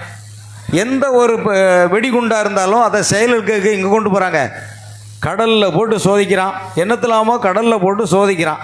இதனால் மீன்கள், நாம் சாப்பிடக்கூடிய உயிரினங்கள் எல்லாம் என்ன செய்கிறது? செத்து அழிகிறது. ஆமென். அதே போன்று மரங்களை நீங்கள் வெட்டி வீழ்த்தினால் புயல் காற்று அடித்து உங்களை தூக்கி சென்று விடும். புயல் வர்றதுக்கு காரணம் என்னதுங்க? மரங்கள். தேவன் இயற்கையாகவே மரங்களை வைத்திருக்கிறார், காடுகளில் மரங்கள். இந்த மரங்களை வெட்டி வெட்டி நம்ம வீட்டுக்கு ஜன்னலையும் கதவையும் எல்லாவற்றையும் செய்கிறதுக்கு காடுகளை அழித்து கொண்டு வருகிறோம். காடுகள் அழிப்பதினால் உலகம் வெப்பமயமாகி வருகிறது. ஓசோன் படலில் ஓட்ட விழுகிறது. இது எல்லாமே மனுஷன் செய்கிற அக்கிரமம் தான். அந்த காலத்தில் அது இல்லை. ஆமென். இந்த காலத்தில் மரங்களை வெட்டுனா என்ன நடக்கும்? புயல் உருவாகும், மழை பெய்யாது. முதல்ல இந்த மரங்களையும் ஒரு ரகசியத்தை நம்ம பார்க்குறோம். மரங்கள், தாவரங்கள் எல்லாமே என்ன செய்கிறது என்றால், ஆமென், அதை செய்கிறது? எதை சுவாசிக்கிறது? சொல்லுங்க. கார்பன் டை ஆக்சைடை சுவாசிக்குது. எல்லா மரங்களும் எல்லா தாவரங்களும் கார்பன் டை ஆக்சைடை அது சுவாசித்து எதை வெளியிடுகிறது? ஆக்சிஜனை வெளியிடுகிறது. இந்த ஆக்சிஜனை தான் நாம சுவாசிக்கிறோம். நாம ஆக்சிஜனை சுவாசித்து கார்பன் டை ஆக்சைடை வெளியிடுகிறோம். கார்பன் டை ஆக்சைடை தாவரங்கள் சுவாசித்து நமக்கு சுத்தமான ஆக்சிஜனை வெளியிடுகிறது. நீங்க பெரிய பெரிய கட்டடங்கள் எல்லாம் கட்டிக்கிட்டு காற்றே வராம மரமே இல்லைன்னா சீக்கிரம் சாவு மணி அடிச்சாகணும், வேற வழி இல்லை. ஆனா காடுகளில் போய் நீங்க வீடை கட்டி வாழுங்க, சுகாதாரமாக வாழலாம், நோயே வராது. ஆமென். நம்ம வீடு எங்கே இருக்கணும்? 24 அடுக்கு மாடி கட்டிடத்தில் இல்லை. இப்போ சமீபத்தில் 2 நாளைக்கு நேற்றோ நம்ம தான் பார்த்தேன். அது எந்த நாடு? பிலிப்பைன்ஸா ஏதோ ஒரு நாட்டில் பெரிய கட்டடங்கள்லாம் எரிந்து 170 பேர் தீயில் கருகி சாவு, அநேகரை காணலை. பெரிய கட்டடம் முழுசும் எரிஞ்சுது. நான் நாடு எது என்று மறைந்து விட்டேன். எல்லாம் உலகத்தில் எந்த பகுதியை பார்த்தாலும் அழிவுதாங்க.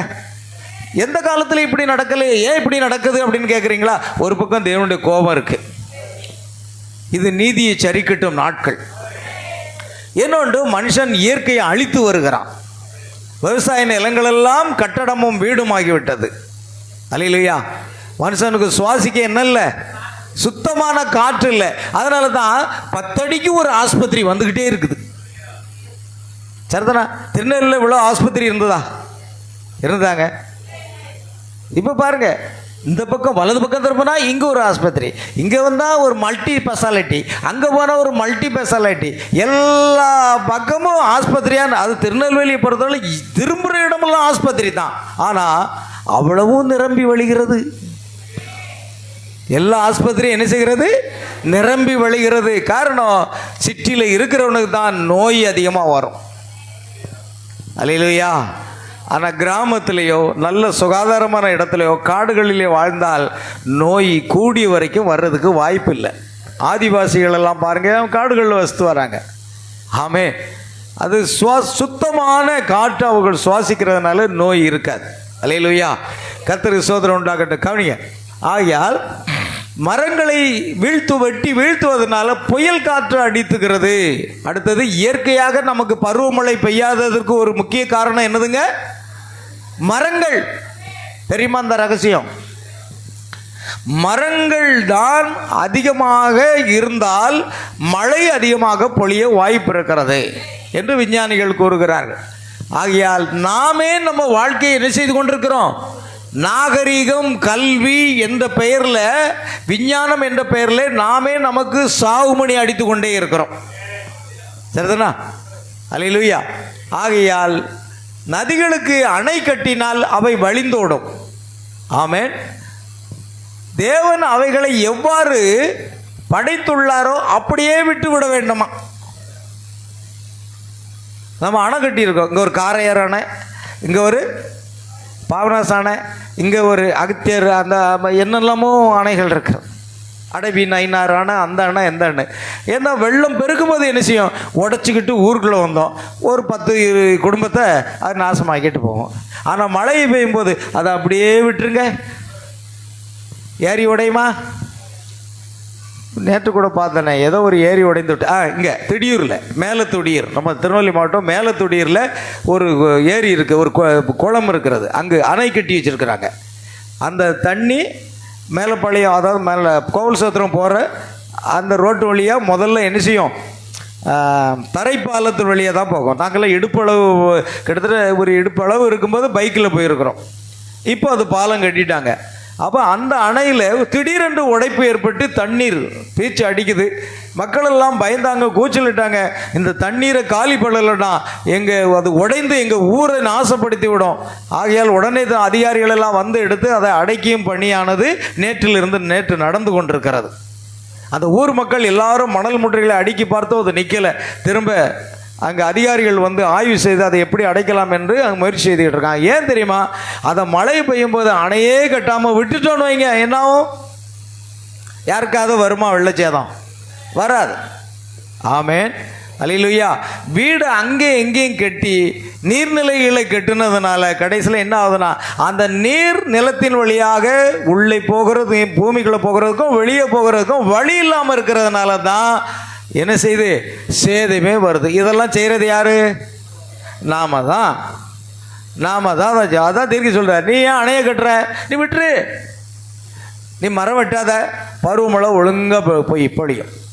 அணையை கட்டுனா ஆனந்த நிரம்பி வழியும், அணைகரை சேதப்படுத்தும். அதை அப்படியே விட்டுரு, பூமிக்குள்ளே எல்லா தண்ணியும் போகட்டும் அப்படின்னு சொல்லி சொல்கிறார், தீர்க்கதரிசி சொல்கிறார்.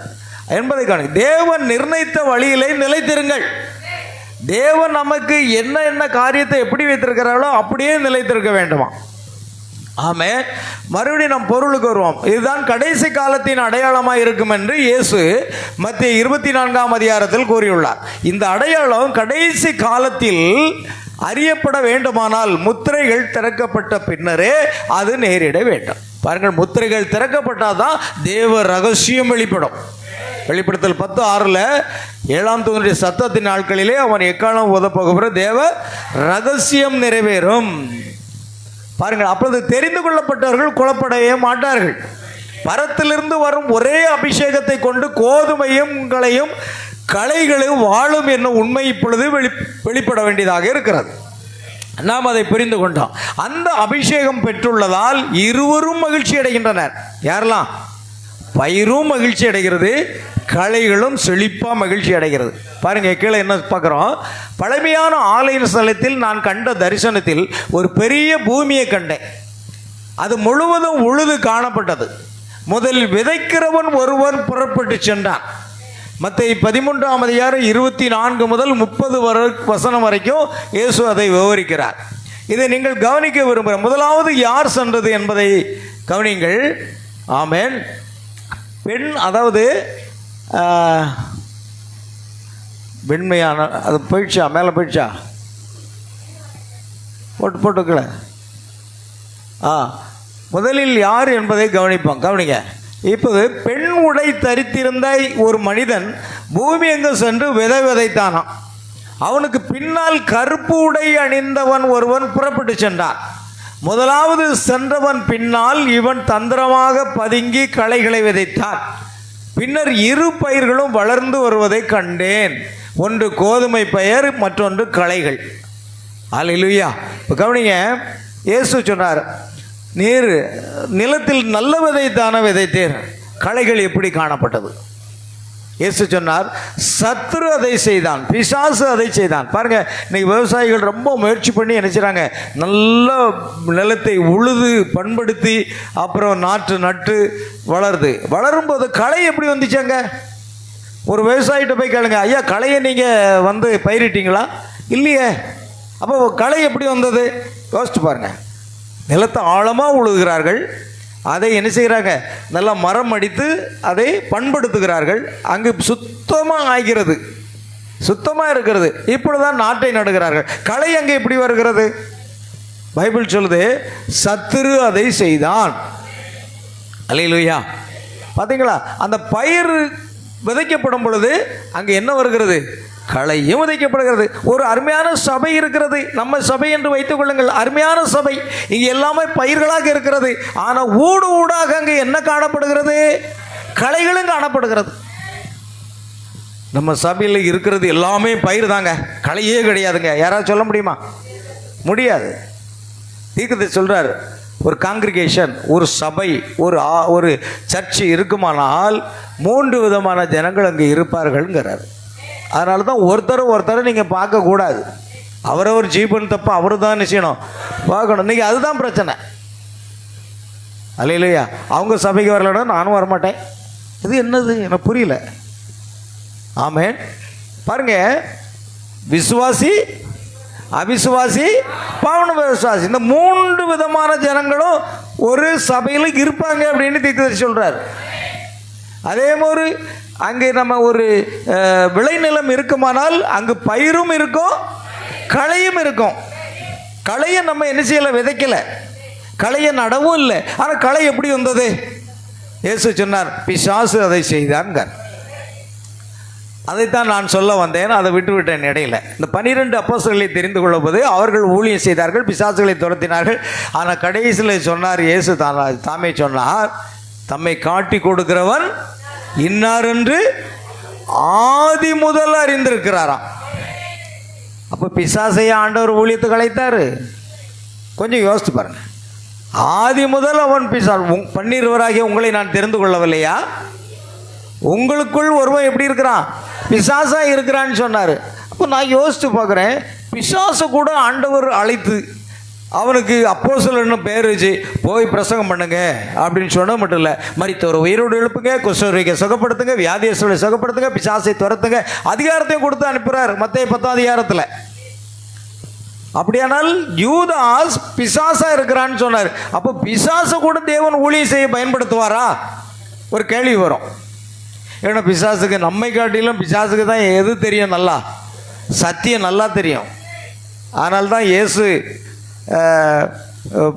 அதான் உபவாசம் இருந்து விட்டு வரும் பொழுது பிசாசானவர் அவனிடத்தில் வந்து, நீ தேவனுடைய குமாரனை என்ன செய்யும்? கல்லுகளை அப்பங்களாகி சாப்பிடும்.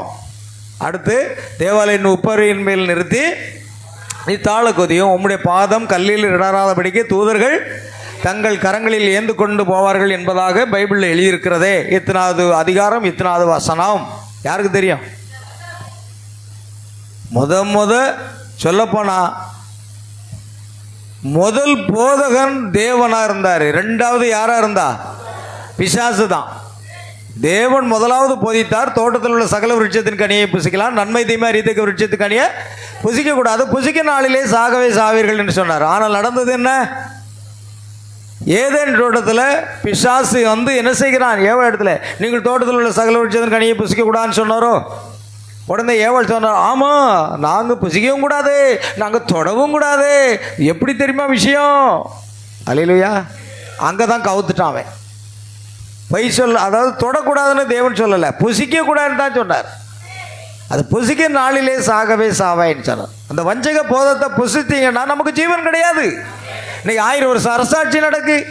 இன்னைக்கு சில பேர் என்ன செய்றாங்க, அது அப்படி இது இப்படி, அது பிரண்காம் தான் கடவுள், அப்படி இப்படின்னு என்ன வஞ்சக போதத்தை சொல்றாங்க. அது என்னைக்கு புசித்தீங்களோ அன்னைக்கு மரணம் வந்துவிடும். புசிக்க நாளிலே சாகவே சாவாய். வஞ்சக போதகத்தை புசிச்சுறாங்க. ஆமென். அது மரணத்தை கொண்டு வரும். அல்லேலூயா. பாருங்கள், அந்த யூதாசு முத்தமிடுவது விட்டு காட்டி கொடுத்தான் 30 வெள்ளிக்காசுக்காக. கடைசியில் அவன் தனக்குரிய இடத்துக்கு என்ன செய்தான்? அவன் தன்னை தற்கொலை செய்து கொண்டு மடிந்து போனான். அல்லேலூயா. இப்படித்தான் இருக்கும் கடைசி காலத்திலும். அதனால் யாரையுமே நம்பிடாதீங்க. ஆமென். ஒருவருக்கு ஒருவர் அன்பு செலுத்துங்க, ஒருவருக்கு ஒருவர் என்ன செய்யுங்க, தேவனிடத்தில் ஐக்கியமாக இருங்க. ஆனால் வார்த்தையின் பேரிலே நீங்கள் விசுவாசமாக இருங்கள். ஆமென். பின்னர் 2 பயிர்களும் வளர்ந்து வருவதை கண்டேன். ஒன்று கோதுமை பயிர், மற்றொன்று களைகள். வறட்சி ஆரம்பமானது. அப்பொழுது கோதுமை பயிர், களைகள் இவ்விரண்டும் தலைவணங்கி மழை வேண்டும் என அழுதன. பார்த்தீங்களா? வறட்சி வந்துருச்சு. களைகளும் பயிர்களும் எல்லாம் சேர்ந்து தேவனை நோக்கி ஆவியை மழை போல ஊற்றோ. ரெண்டு இனிமையா பாடுது. ஆமென். ஆவியை மழை போல ஊற்றுன்னு சொல்லி அழுது பாடுதான், அழுது ஜெபிக்குதான். ஜெபிச்ச உடனே கர்த்தரும் பார்த்தாரு, அங்கிருந்து மழையை ஊற்றினார். ஆமென். அந்த மழை ஊற்றப்படும் பொழுது களைகள் மேலேயும் அந்த மழை விழுகிறது, பயிர்கள் மேலும் விழுது. மழை வந்த உடனே என்ன ஆகும் சொல்லுங்களேயா? ஏமா நம்ம ஊரில் மழை காலம் வருதுங்க, வறண்டு கிடக்கு, நம்ம நிலமே வறண்டு கிடக்கு, வீட்டுக்கு பின்னால் பக்கத்தில் எல்லாம் வறண்டு அந்த எல்லாம் காய்ந்து போய் கிடக்குன்னு வைங்க. மழை பெஞ்சுன்னா என்ன ஆகும்? நம்ம வீட்டை சுற்றிலும் பயிர் எங்கே இருந்தாலும் களைகள் வளர்ந்துடும். நம்ம வீட்டை சுற்றிலும் ஏகப்பட்ட களைகள் வந்துடும். எப்படி வரும்? அதுக்கு மழை கிடைக்கிறது, தண்ணீர் கிடைக்கிறது. அல்லேலூயா. அதே போல் ஆவிக்குரிய வாழ்க்கைக்கும் நமக்கு பரிசுத்த ஆவியாக அந்த மழை அவசியம். அப்பொழுதுதான் வளர முடியும். அல்லேலூயா. ஆகையால் அது எப்படி வளர்கிறது? ஆகையால் பயிரும் வளர்கிறது, களையும் வளர்கிறது. ஆமென். ரெண்டுமே இப்பொழுது தலை நிமிர்ந்து அல்லேலூயா தேவனுக்கு ஸ்தோத்திரம். கவனிங்க, பார்க்க போறோம். களை இவ்விரண்டும் அழுதன. ஒரு பெரிய மேகம் தென்பட்டு மழை பெய்ய தொடங்கினது. அப்பொழுது கோதுமை பயிர் தலையை உயர்த்தி கர்த்தருக்கு ஸ்தோத்திரம், கர்த்தருக்கு ஸ்தோத்திரம் என்று ஆரவாரம் செய்தது. ஆமென். அதே நேரத்தில் களைகளும் கர்த்தருக்கு ஸ்தோத்திரம், கர்த்தருக்கு ஸ்தோத்திரம் என்று என்ன செய்கிறதுங்க? ஆரவாரம் செய்கிறது. இவ்விரண்டும் ஒரே மழையினால் நன்மை பெறுகின்றன. இப்போ எது உண்மையான சபை, எது கள்ள சபை, எது உண்மையான விசுவாசி, எது கள்ள விசுவாசி எப்படி கண்டுபிடிக்க போறீங்க? நான் ஜெபித்து கொண்டே இருந்தேன், கர்த்தர் எனக்கு ஒரு வீட்டை கட்டி கொடுத்தார் அப்படிங்க. களைகள் சொல்லுது, நான் ஜெபித்தேன், எனக்கு ஒரு வீட்டை கர்த்தர் கொடுத்தார். ஆமென். நான் ஒரு கார் வாங்கன்னு ஜெபித்தேன், கர்த்தர் எனக்கு ஒரு காரை கொடுத்தார். பயிர் சொல்லுது. களை சொல்லுது, நானும் காருக்காக ஜெபித்தேன், ஒரு 7 சீட்டர் வேண்டும்னு கேட்டேன், எனக்கு கர்த்தர் 7 சீட்டர் கொடுத்தார். ஆமென். என்னடா அது? நாம் ஆசீர்வதிக்கப்படுவது போல அவங்களும் ஆசீர்வதிக்கப்படுறான். நாம அவருக்கு நன்றி சொல்றோம், அவனும் நன்றி சொல்றான். எது உண்மை எது பொய்ன்னு தெரியலையாப்பா? அவர்களுடைய கனிகளினாலே அவர் அறிவீர்கள். தேவனுடைய வசனத்தை கொண்டு நீங்க வச்சு பாருங்க. இது கடினமான உபதேசம். இயேசு அப்படித்தான் செய்தார்.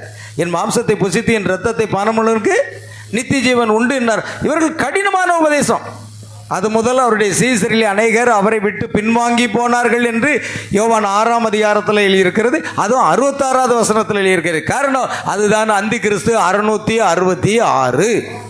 யோவான் 6:66 வசனம் பார்த்தீங்களா? 666 யாரு? கிறிஸ்துவை விட்டு, வார்த்தையை விட்டு, சத்தியத்தை விட்டு பின்வாங்கி போன கூட்டம் தான் 666. நமக்கெல்லாம் அது போடப்படாது. நம்ம தேவனுடைய முத்திரையாக பரிசுத்தாவினால் முத்திரிக்கப்பட்டிருக்கிறோம். எபேசியர் 4:30 நீங்கள் மீட்கப்படும் நாளுக்கென்று முத்திரையாகப்பட்ட தேவனுடைய பரிசுத்த ஆவி. தேவன் பரிசுத்த ஆவியினால் முத்திரப்பட்டார். அதனால் நமக்கு 666ங்கிற முத்திரை நமக்கு என்ன செய்ய முடியாது? யாருமே போட முடியாது. அது பின்வாங்கி போனவர்களுக்கு தான் அது. ஆமென். ஒரே நிலத்தில், ஒரே ஸ்தலத்தில், ஒரே தோட்டத்தில் கோதுமையும் களைகளும் வளர்கின்றன. கோதுமையை விளைய செய்ய அதே தண்ணீர் களைகளையும் விளைய செய்கிறது. ஆமென். திருச்சபையை அபிஷேகம் செய்து ஆத்துமாக்களை ரட்சிக்க வேண்டுமென ஆவலை அவர்களுக்கு அளித்து அற்புதங்களை நிகழ்த்தும் வல்லமை கொடுத்த அதே பரிசுத்த ஆவியானவர் நீதி உள்ளவர்கள் மேலும் பொழிந்து, ஆமென், அநீதி உள்ளவர்கள் மேலும் பொழிகின்றார். நீதி உள்ளவர்கள் மேலும் பரிசுத்த ஆவியின் அபிஷேகம், அநீதி உள்ளவர்கள் மேலும் பரிசுத்த ஆவியுடைய அபிஷேகம். ஏன்னா மாம்சமான யாவர் மேலும் அவர் சொல்லிட்டார். ஆமென். அல்லேலூயா. இல்லையெனில் மத்தேயு 24:24 கூறப்பட்டவர்களை நீங்கள் வேறு எந்த இடத்திலையும் பொருத்த முடியாது. ஆமென். அங்கே என்ன சொல்லுகிறது? கள்ள கிறிஸ்துக்கள், கள்ள அபிஷேகம் பெற்றவர்கள் தோன்றுவார்கள் என்று அந்த வசனம் எடுத்துரைக்கிறது. அவர்கள் உண்மையான பரிசுத்த ஆவியினால் அபிஷேகம் பெற்றும் கள்ள தீர்க்கதரிசிகளாகவும் கள்ள போதர்களாகவும் இருப்பார்கள். ஆமென். பாருங்க, அப்போஸ்தலர் 2:30 தவறு. அது பிசாசின் உபதேசம். பிதாகுமாரன் பரிசுத்த நாமத்தில் தான் பெறணும் அப்படின்னா அது என்னதுங்க? கள்ள போதகம். அப்போ நம்மத்தில் கள்ள போதகத்தை நம்ம கண்டுபிடிக்கணும். பைபிளோடு ஒத்து போகலைன்னா அது என்னதான்? கள்ள போதகம். எந்த ஒரு காரியமும் வெளிப்பாடும் வேத வசனத்தோடு ஒத்து போகணும். கவனிங்க, ஒருவன் கள்ளப்போதகனாக இருக்க அவனை சத்தியத்தினின்று திருப்புவது எது? ஆமென். மிருகத்தின் முத்திரையை குறித்து சற்று ஆராய்ந்து பார்த்தால் ஸ்தாபனங்கள் தான் அவ்விதம் செய்கின்றன என்பது புலனாகும். அவர்கள் அபிஷேகம் பெற்ற கிறிஸ்துகள், ஆனால் கள்ள போதகர்கள். இவ்விதம் தான் நாம் அதை அர்த்தம் கொள்ள முடியும். ஆமென், அல்லேலூயா. கவனிங்க, இதுதான் கள்ளப்போதகம். கள்ளப்போதகம் என்பது என்ன? இன்னைக்கு நம்ம பார்த்து எல்லாரும் நேற்று நான் ஆஸ்திரேலியாவில் ஒரு சகோதரியோட பேசிக்கிட்டு இருந்தேன். நேற்று ஆஸ்திரேலியாவில் நம்முடைய சகோதரி இருக்காங்க, வேம்பர் சகோதரி. அவரோட பேசிக்கிட்டு இருந்தேன். பேசிக்கும்போது அந்த சகோதரி சொன்னாங்க, எனக்கு தெரிஞ்ச ஒரு பாஸ்டர் இருக்கிறாரு, அவர் நம்மை பார்த்து கள்ளப்போதகர்கள்னு சொல்லிக்கிட்டு இருக்கிறாரு அப்படின்னு சொன்னாங்க. நான் காரைக்கால் பக்கத்தில் எங்கேயோ அவர் ஊழியம் செய்கிறார். நம்மளை பார்த்து கள்ள போதகர்கள்னு சொல்கிறாங்க, கள்ள தீர்க்கதரிசிகள்னு சொல்கிறாங்க. அதனால் இப்பொழுது நான் அவரோட தொடர்பு வைக்கிறது இல்லை. ஏன்னா நாம் பலமுடுத்துவதனை இறங்கி வந்தார், மிக சம்பத்தை நம்ம விசுவாசிக்கிறோம். ஆனால் அவர் அது விசுவாசிக்க மாட்டார். அவர் விசுவாசிக்க பட்சத்தில் நம்ம யாரும் கள்ள போதகர்கள், நாம் தான் கள்ள தீர்க்கதரிசிகள் என்று சொல்லுகிறார் என்று சொன்னார் அந்த சகோதரி. இப்போ நான் சொன்னேன், அவங்கள விட்டுருங்க, அது அவங்களுக்கு வெளிப்படலை. அதற்காக அவர்கள் முன்குறிக்கப்படலை. முன்குறிக்கப்பட்டிருந்தால் தேவன் அதை அவர்களுக்கு வெளிப்படுத்தி கொடுப்பார். ஆமென். சகோதரன் சாமுவேல் ராஜ் அன்னைக்கு ஒரு நாள் என்கிட்ட பேசினார். பாருங்கள், இந்த காலத்துக்குரிய செய்தியை எல்லாரும் விசுவாசிக்க மாட்டாங்க. ஆனால் ஒன்று, முன்குறிக்கப்பட்டவர்கள் கண்டிப்பாக என்ன செய்வாங்க? விசுவாசிப்பார்கள் என்று ஒரு நாள் ஃபோனில் பேசும்போது அவர் பேசினார். உண்மைதான். நாம் முன்குறிக்கப்பட்டால் இந்த மணி நேரத்துக்கான செய்தி புரியும். இல்லைன்னா நீங்கள் ஒரு பெந்தகோஸ்தே சபைக்கோ, ஒரு மாரநாதா சபைக்கோ, ஒரு சிபிஎஸ் சபைக்கோ அல்லது ஏதோ ஒரு சபைக்கு நீங்கள் போய் கொண்டிருப்பீர்கள். பிரியமானவர்களே, அது கிரியை செய்யாது. இந்த மணி நேரத்துக்கு தேவனுடைய வார்த்தை வெளிப்படுத்தப்பட்டிருக்கிறது. நோவாவின் நாட்கள் நடந்தது போல மனுஷகுமாரன் வரும் நாட்களிலும் நடக்கும். லோத்தின் நாட்கள் நடந்தது போல மனுஷகுமாரன் வெளிப்படும் நாட்களிலும் நடக்கும். பாருங்கள், அரிசோனாவில் உள்ள என் நண்பர் ஒருவர் எலுமிச்சை வகை மரங்களை அவர் பண்ணையில், அவர் ஒரு தோட்ட பண்ணை வச்சிருந்தார்.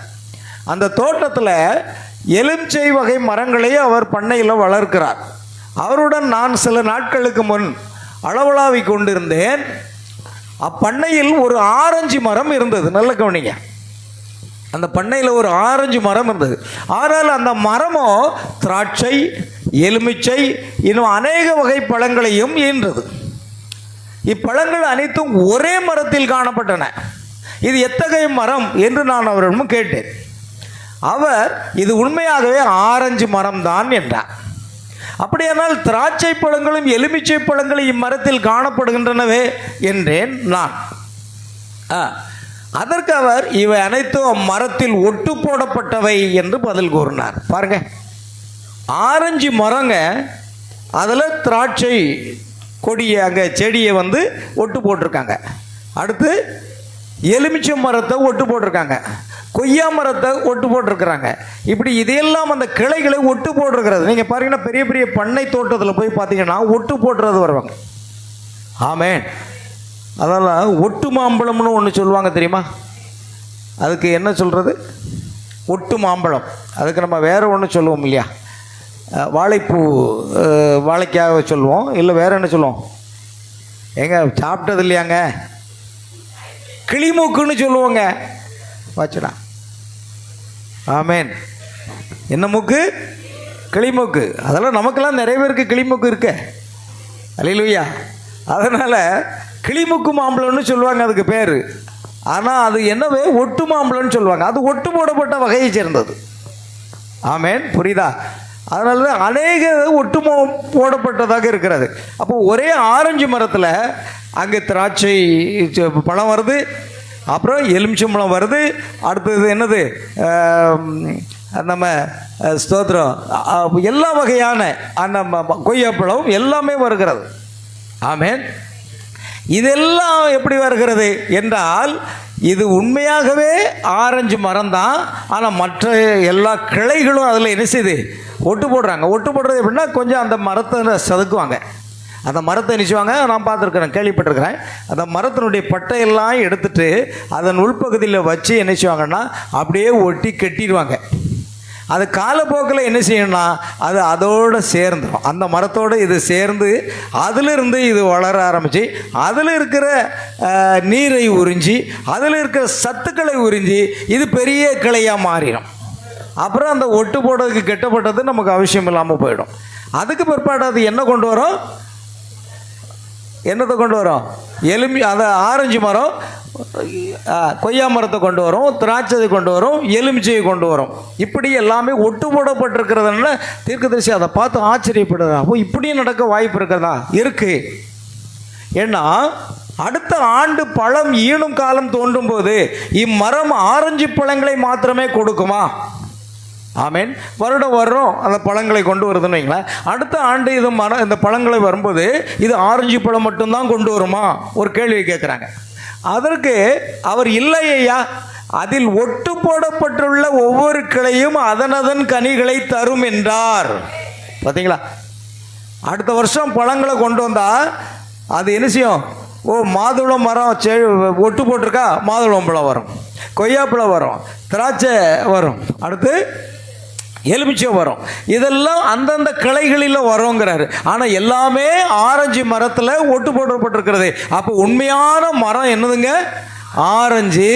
இந்த ஆரஞ்சு மரத்தில் இருக்க வேரில் இருக்கிற அந்த ஜீவன் அந்த தண்ணீரை உறிஞ்சி எல்லா கிளைகளுக்கும் அனுப்பும். அந்த வேரில் இருக்கிற சத்துக்கள், ஊட்டச்சத்துக்கள், அந்த ஜீவன் எல்லா கிளைகளுக்கு போகும். அது எலுமிச்சங்கிளைகளுக்கு போகும், அது மாதுளங்கிளைகளுக்கு போகும், அது திராட்சை கிளைகளுக்கு போகும். ஆனால் அந்த கிளை எதுவோ அது கனியை அது கொண்டு வரும். அல்லேலூயா. அதாவது அதன் கனியை கொண்டு வரும். அப்படின்னா ஆரஞ்சு பழம் வராதா? இது ஆரஞ்சு மரம் தானே, ஆரஞ்சு மரம் வராதா என்ற ஒரு கேள்வி வருகிறது. பாருங்கள், அப்படியானால் ஆரஞ்சு மரத்தில் ஒட்டு போடப்பட்டுள்ள எலுமிச்சங்களை எலுமிச்சை பழங்களை மாத்திரமே கொடுக்கும் என்றா கூறீர்கள் என்றேன். அவர் ஆமையா, ஆரஞ்சு மரத்தில் ஒட்டு போடப்பட்டுள்ள அக்கிளையின் தன்மை அதுவே. ஆமேன். அந்த கிளையினுடைய தன்மை தான் அந்த பழங்களை கொண்டு வரும். திராட்சை கிளை திராட்சை பழத்தை ஆரஞ்சு மரத்தில் கொண்டு வருமா என்றேன். அவர் ஆமையா, அதுதான் அந்த கிளையின் தன்மை, அது ஆரஞ்சு மரத்தில் ஒட்ட வைக்கப்பட்டுள்ளது என்றார். அப்பொழுது நான் கர்த்தருக்கு ஸ்தோத்திரம் என்றேன். மேலும் நான் அவரிடம், ஐயா இன்னும் ஒரு கேள்வி, அந்த ஆரஞ்சு மரம் இனி எப்பொழுதாவது ஆரஞ்சு பழங்களை கொடுக்குமா என்று கேட்டேன். ஏன்னா ஆரஞ்சு மரம் வெட்டப்பட்டு ஒவ்வொரு ஆரஞ்சு மரத்தின் கிளைகளிலும் ஒவ்வொரு வேறு வேறு கனிகளை கொடுக்கக்கூடிய அந்த கிளைகளை வச்சு பொருத்தப்பட்டது, ஒட்டு போடப்பட்டாச்சு. ஆனால் இப்பொழுது ஆரஞ்சு பழம் வருவதற்கு வாய்ப்பு இல்லை. ஏன்னா எல்லாமே அங்கே இருக்குது இல்லையா? கொய்யா பழத்தை கொண்டு வருது, திராட்சை பழத்தை கொண்டு வருது, எலுமிச்சம் பழத்தை கொண்டு வருது, மாதுளம் பழத்தை கொண்டு வருது, எல்லாமே அங்கே கொண்டு வருதுன்னு வச்சுக்கோங்களேன். ஆனால் ஆரஞ்சு பழம் திரும்ப வருமா? ஒரு கேள்வி.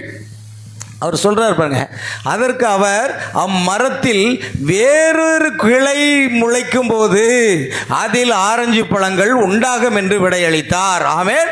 பார்த்தீங்களா? இந்த ஒட்டு போடப்பட்ட கிளைகளை தவிர அந்த மரத்தில் அது இடையில் இருந்து ஏதாவது ஒரு கிளை உருவாகி வருதுன்னு வைங்களேன். அதிலிருந்து ஒரு கிளை தோன்றி வருகிறதுனா அது என்ன கொண்டு வரும்? அதுதான் ஆரஞ்சு பழத்தை கொண்டு வரும்ங்கிறார். பார்த்தீங்களா? இதெல்லாம் விஞ்ஞான உலகில் சாத்தியம்.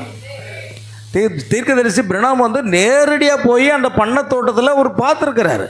இது ஆச்சரியமாக இருக்கிறதே அப்படின்னு அவர் யோசிக்கிறார். பாருங்க, அதுக்கு ஆவிக்குரிய காரியத்துக்கு வர்றார். எடுங்க, அது வேறொரு கிளையை முளைப்பிக்கும் போது அதில் ஒட்டு போடப்பட்டவைகளை அல்ல, ஒட்டு போடப்பட்ட கிளைகள் எலுமிச்சை வகைகளை சார்ந்தவை ஆயினும் ஆரஞ்சு மரத்தின் சத்தை கொண்டு இவை தங்களுக்கே உரிய பிரத்யேக கனிகளை இடுகின்றன.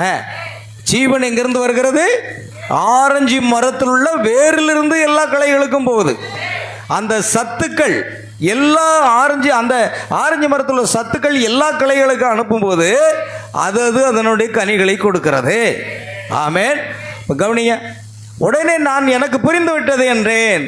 மெதடிஸ்டுகள் ஒவ்வொரு முறையும் மெதடிஸ்டுகளை தான் உண்டாக்கும். பார்த்தீங்களா? எங்கே வராரு பாருங்க தீர்க்கதரிசி. ஆமென்.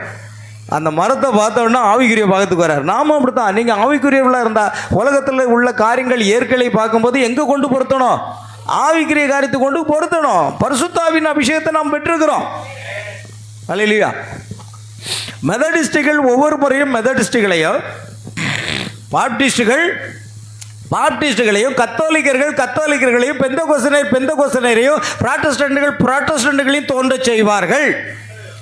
ஆனால் ஜீவனுள்ள தேவனின் சபையோ கிறிஸ்துவை அதன் வேர்களில் நின்று தோன்ற செய்யும். பார்த்தீங்களா? அது அதைத்தான் ஒரு கத்தோலிக்க ஸ்தாபனம் எந்த ஸ்தாபனத்தை உற்பத்தி பண்ணும்? கத்தோலிக்க ஸ்தாபனத்தை உற்பத்தி. அப்புறம் புராட்டஸ்டன்ட் தான். ஒரு பெந்தகோஸ்தே தான். ஒரு சிபிஎம் தான். ஒரு மாரநாதாவை தான். அல்லேலூயா. அது ஒரு காலம் மணவாட்டியை பிறப்பிக்காது. நல்லா கவனிக்கணும். எந்த ஸ்தாபனமும் என்ன செய்யாதுங்க? மணவாட்டியை பிறப்பிக்காது. ஆமென். மணவாட்டியை எங்கிருந்து கொண்டு வர வேண்டும்? அதை தேவனின் சபை கிறிஸ்துவை அதன் வேர்களில் நின்று தோன்ற செய்யும். ஒரு புதிய கிளையாக தோன்றும். ஆமென். அல்லேலூயா. பெந்தெகோஸ்தே, அதான் தீர்க்கதரிசியுடைய செய்தியிலே மணவாட்டி மரம் திரும்ப அழிக்கப்படுதல். மணவாட்டியின் மரம் திரும்ப அழிக்கப்படுதல் செய்தியை நீங்கள் படிச்சிருக்கீங்கன்னா உங்களுக்கு புரியும். பாருங்க, அந்த செய்தியில் பாருங்க, மணவாட்டியின் மரம் என்பது அது பெந்தெகோஸ்தே நாளில் பரிசுத்த ஆவியினுடைய அபிஷேகத்தோடு வல்லமையோடு அங்கே ஆரம்பித்தது. ஆனால் அந்த மரம் கடைசியில் உண்மையான அந்த ஜீவன் அங்கு இருக்கும் பொழுது ஒட்டு போடப்பட்டது. அங்கே என்னெல்லாம் எல்லா ஸ்தாபனங்களும் ஒட்டு போடப்பட்டது. அந்தந்த ஸ்தாபனங்கள் அந்தந்த ஸ்தாபனத்தை பிறப்பிக்கும். ஆனால் அந்த மணவாட்டி மரத்திலிருந்து புதிதாக ஒரு கிளை முளைத்து வரும்போது அது கிறிஸ்துவின் சபையாக, அது மணவாட்டியாக கொண்டு வரும். அதுதான் 2000 ஆண்டுகளுக்கு பிற்பாடு மணவாட்டியை தோன்ற செய்திருக்கிறது. புரிகிறதா? நீங்கள் எங்கிருந்து வந்தீர்கள்? கத்தோலிகர்கள் மத்தியிலையா? புராட்டஸ்டன்டில் இருந்தா அல்லது பெந்தகோஸ்தேயில் இருந்தா? எங்கிருந்து வந்தீர்கள்? நீங்கள் உண்மையான கிறிஸ்துவாகிய அந்த மரத்தில் இருந்து நீங்கள் துளிர் விட்டு தனியாக கொண்டு வரப்பட்ட அந்த கிளையில் அவருடைய கனிகளை கொடுப்பீர்கள்.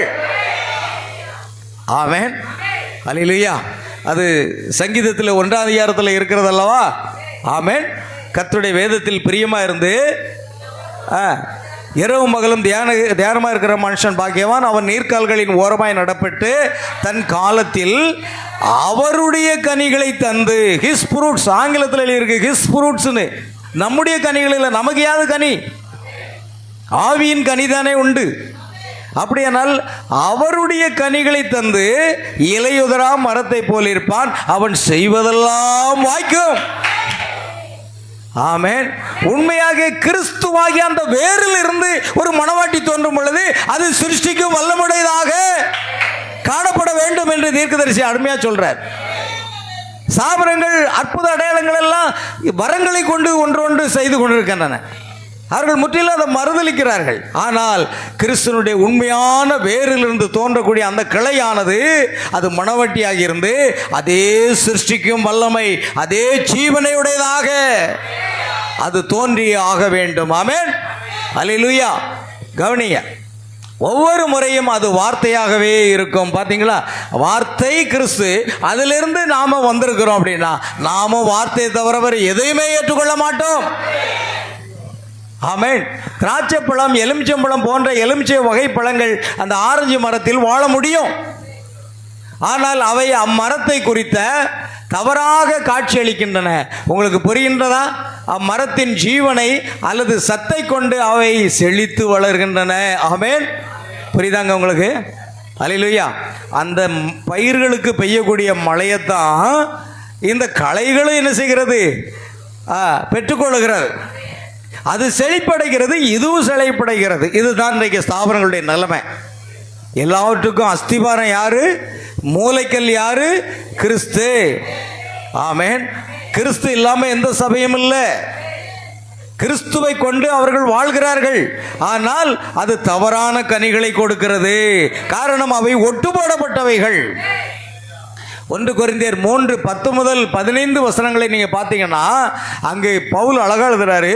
போடப்பட்ட அஸ்திபாரம் ஆகிய இயேசு கிறிஸ்துவை அல்லாமல் வேறு அஸ்திபாரத்தை போட ஒருவனாலும் கூடாது. ஒருவர் அந்த அஸ்திபாரத்தின் மேல் கல்லை வைத்து கட்டுகிறான், இன்னொருவன் மரத்தை வைத்து கட்டுகிறான், இன்னொரு பொன்னை வைத்து கட்டுகிறான், இன்னொருவன் வெள்ளி வைத்து கட்டுகிறான், இன்னொருத்தன் வைக்கோலை வைத்து கட்டுகிறான், இன்னொருத்தன் புல்லை வைத்து கட்டுகிறான். அக்கினி வரும் பொழுது அதை சோதிக்கும். ஆமென். எல்லாவற்றையும் அது சுட்டெரித்து போடும். அல்லேலூயா. இயேசு சொல்றாரா? அப்ப அஸ்திபாரம் யாரு? இயேசு கிறிஸ்து. இயேசு கிறிஸ்து கத்தோலிக்க சபையிலையும் இருக்கிறார். அவர்கள் அதன் மேல தான் அஸ்திபாரத்தை போட்டு கட்டி இருக்கிறாங்க. அதுக்கு பிறகு அவங்க சொந்த உபதேசத்தை வச்சிருக்காங்க. புரோட்டஸ்டன்டா அஸ்திபாரம் யாரு? இயேசு கிறிஸ்து. அந்த மரத்திலிருந்து ஒட்டு போடப்பட்ட கிளை. புரியுதா நான் சொல்ற காரியம்? அல்லேலூயா. அடுத்ததாக பிரியமானவர்களே, அது என்ன நடக்கிறது? அடுத்து பெந்தகோஸ்தேனர். பெந்தகோஸ்தேனர் என்ன? அதுக்கும் மூலைக்கல் இயேசு கிறிஸ்து தான். அது இந்த சபைகள் ஸ்தாபனங்கள் எல்லாமே யாரை வைத்திருக்கிறது? இயேசு கிறிஸ்துவாகிய அந்த மரத்தில் ஒட்டு போடப்பட்டிருக்கிறது. இயேசு கிறிஸ்துவாகிய அவருக்குள் இருந்த ஜீவனை அது பெற்றுக்கொள்கிறது. அந்த ஜீவனை பெற்று அது உயிர் வாழ்கிறது. அந்த ஜீவனை பெற்று அவர் செழிப்படைகின்றன. அந்த ஜீவனை பெற்று ஆசீர்வாதம் பெறுகின்றன. ஆனால் ஒரு நாள் வரும், இயேசு சொல்வாரா, முதலாவது களைகளை எல்லாம் கூட்டி என்ன செய்ய கட்டுங்கள் என்று சொல்வார். புரியுதா? அந்த பரிதமமான நிலை, கிறிஸ்தவர்கள் என்று தன்னை நினைத்து கொண்டிருக்கிறவர்களே அநேகர் இழக்கப்பட்டு போவார்கள் என்பதை பார்க்கிறோம். பிரியமானவர்களே, ஒரு கிறிஸ்தவன் தேவனுடைய ஒவ்வொரு வார்த்தையினாலும் பிழைப்பான்.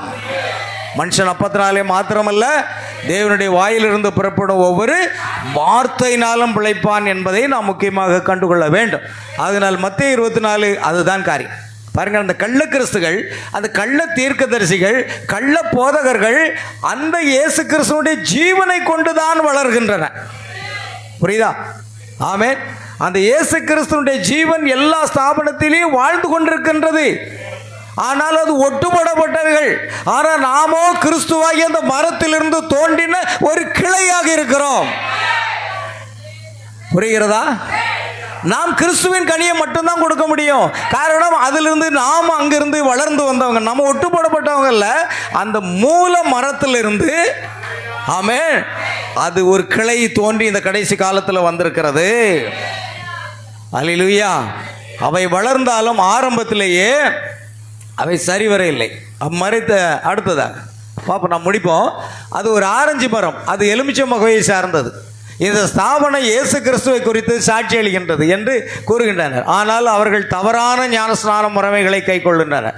தேவனுடைய வல்லமை இயேசு கிறிஸ்துவின் சீசர்களுக்கே உரியது என்று அவர்கள் தவறான பிரச்சாரங்களை செய்கின்றனர்.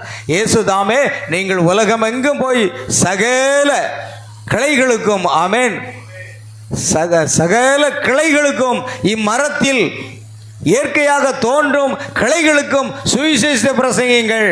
அந்த உண்மையான கிளைகளால் நடக்கும் அடையாளங்களான அவர்களின் நாமத்தில் பிசாசுகளை துரத்துவார்கள், நாமான பாசைகளை பேசுவார்கள், சர்ப்பங்களை எடுப்பார்கள், சாவுக்கு எதான யாதென்றை குடித்தாலும் அது அவர்களை சேதப்படுத்தாது. வியாதிஸ்தர் மேல் கைகளை வைப்பார்கள், அப்பொழுது அவர்கள் சுஸ்தமாவார்கள். பாருங்கள், எவ்வளவு காலம் இவ் அற்புதங்கள் நீடிக்கும்? அம்மரத்தில் கிளைகள் தோன்றும் வரைக்கும், அதாவது உலகத்தின் முடிவு பரியந்தம் இயேசு கிறிஸ்து நேற்றும் இன்றும் என்றும். அவர் அன்றைக்கு பிசாசை துரத்தினா இன்றைக்கு பிசாசை துரத்த முடியும். அவர் அன்றைக்கு சுகமளிப்பவராக இருந்தால் இன்றைக்கு சுகமளிப்பவராக இருக்கிறார். அன்றைக்கு மரித்தோரை உயிரோடு எழுப்பினவராக இருந்தால் இன்றைய அதை செய்ய வல்லவர். ஆமென். ஏன்னா அதே கிளையில் இருந்து கொண்டு வரப்பட்டதுதான் மணவாட்டி. பின்பு அவர்களை நோக்கி, நீங்கள் உலகெங்கும் போய் சர்வ சுவிசேஷத்தை பிரசங்கியுங்கள். விசுவாசம் உள்ளவனாகி ஞானஸ்நானம் பெற்றவன் ரட்சிக்கப்படுவான், விசுவாசியாதவனோ ஆக்கினைக்குள்ளாக தீர்க்கப்படுவான். விசுவாசிகளால் நடக்கும் அடையாளங்கள், என் நாமத்தினாலே பிசாசுகளை துரத்துவார்கள், நவமான பாசைகளை பேசுவார்கள், சர்ப்பங்களை எடுப்பார்கள், சாவுக்கு யாதென்றை குடித்தாலும் சேதப்படுத்தாது, வியாதிஸ்தர் மேல் கைகளை வைப்பீர்கள், அப்பொழுது அவர்கள் சுஸ்தம் ஆவார்கள். ஆமென். மார்க் 16 முதல் 18 வசனங்கள் அப்படி சொல்லுகிறது. இயேசு என்ன கூறினார் என்பதை பார்த்தீர்களா? இது கடைசி காலத்தில் நிகழும். அதில் கவனிங்க, அது வெஸ்லியின் காலத்தில் அல்ல, அது லுத்தரின் காலத்தில் அல்ல, அது பெந்தகோஸ்தின் காலத்தில் அல்ல. ஆமென். அல்லேலூயா. வேத வாக்கியங்களை ஆராய்ந்து பாருங்கள். அவைகளால் நித்திய ஜீவன் உண்டென்று எண்ணுகிறீர்களே, என்னை குறித்து சாட்சி கொடுப்பவைகள் அவைகளே. அல்லேலூயா. பாருங்கள் என்று இயேசு கூறியிருக்கிறார். வேறு வகையில் கூறினார். சரி, கவனிங்க. நானே திராட்சை செடி, நீங்கள் கொடிகள்.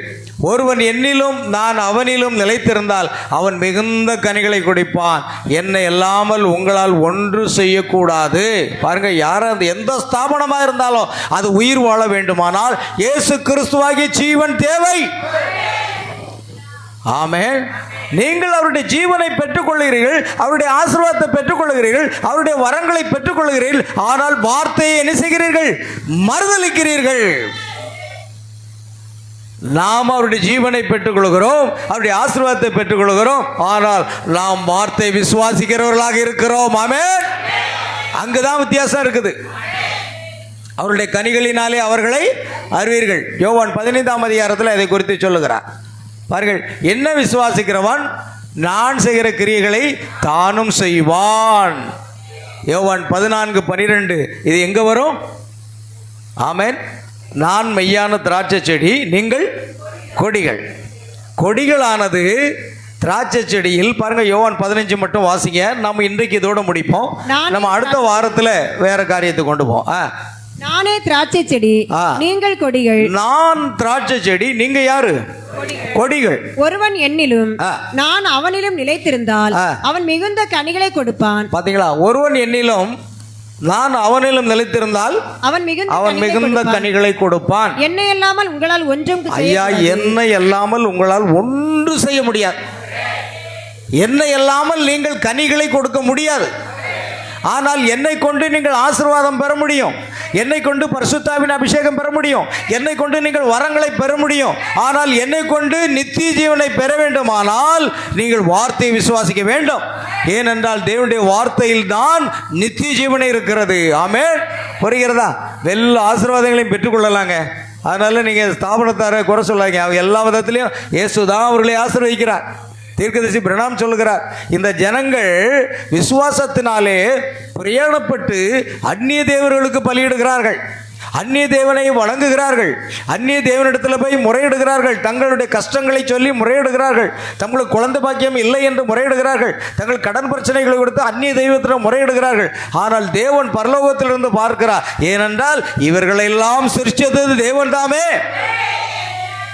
ஆகையால் அவர்கள் தெரியும், தேவனுக்கு தெரியும், இந்த விக்கிரகங்கள் காது இருந்தும் கேளாது, கண் இருந்தும் பார்க்காது, மூக்கு இருந்தும் முகராது, கால் இருந்தும் நடக்காது, கை இருந்தாலும் அசையாது என்று வேதத்தில் சொல்லப்பட்டாலோ தேவன் அதை அறிந்திருக்கிறபடியினால் அந்த ஜனங்கள் பாவம், அந்த ஜனங்களை குறித்து அவர் பரிதபிக்கிறார். அதனால் அந்நிய தெய்வங்கள் இடத்துல, ஊமையான விக்கிரகங்கள் இடத்துல போய் அவர்கள் அழுது புரண்டு கெஞ்சினாலும் கூட கர்த்தர் அந்த தெய்வங்கள் அவர்களுக்கு உதவி செய்யாது, ஒன்று செய்யாது. ஆனால் கர்த்தர் தாமே தம்முடைய பிள்ளைகளை ஆசீர்வதிக்கிறார்.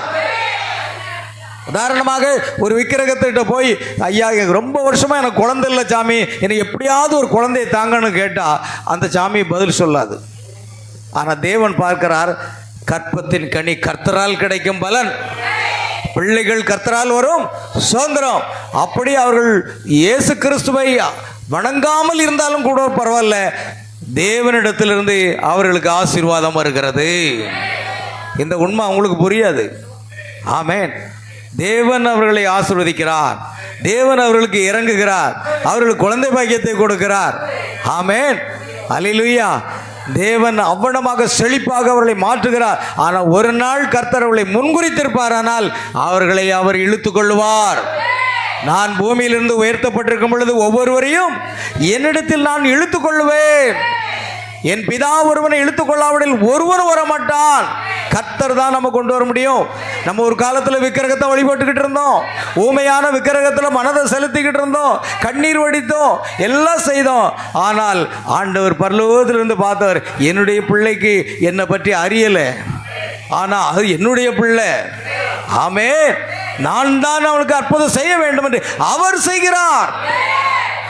புரியுதா? இந்த உலகத்தில் எல்லாரும் தேவனால் கொடுக்கப்படுகிற தண்ணீரையும் மழையையும் சூரிய வெப்பத்தை ஏற்றுக்கொண்டு அவர்கள் வாழ்ந்து கொண்டிருக்கிறார்கள். அவர்கள் இயேசுவை அறியாதவர்களாக இருந்தாலும் சரி, தேவனை அறியாதவர்களாக இருந்தாலும் சரி, அவர்களுக்கு அவர் என்ன செய்கிறார்?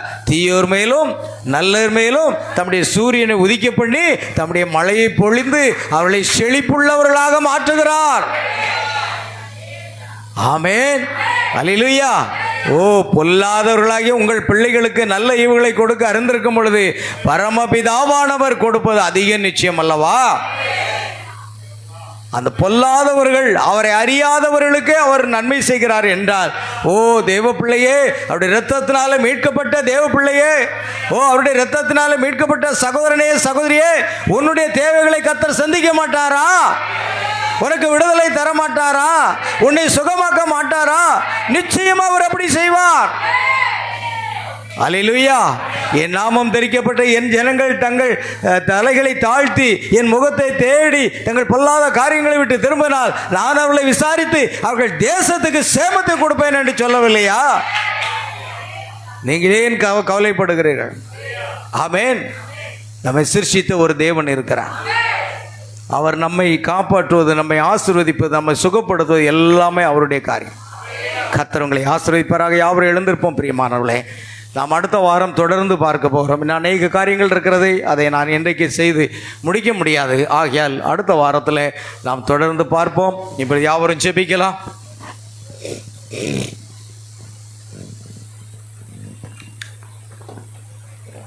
எல்லாரும் வாய்த்திருந்து ஜெபிக்கலாம் பிரியமானவர்களே. கர்த்தர் இந்த நாளை நமக்கு தந்ததுக்காக யாவரும் எழுந்து ஒரு மனதோடு முழு மனதோடு நம் கண்களை மூடி அக்கம் பக்கம் பார்க்காபடி தேவனுடைய சமூகத்திலே அல்லேலூயா நாம் அவரை முற்றிலுமாக அல்லேலூயா ஆராதித்து மகிமைப்படுத்துவோமாக. தேவனுக்கே மகிமை உண்டாகட்டும். ஆமென். அல்லேலூயா.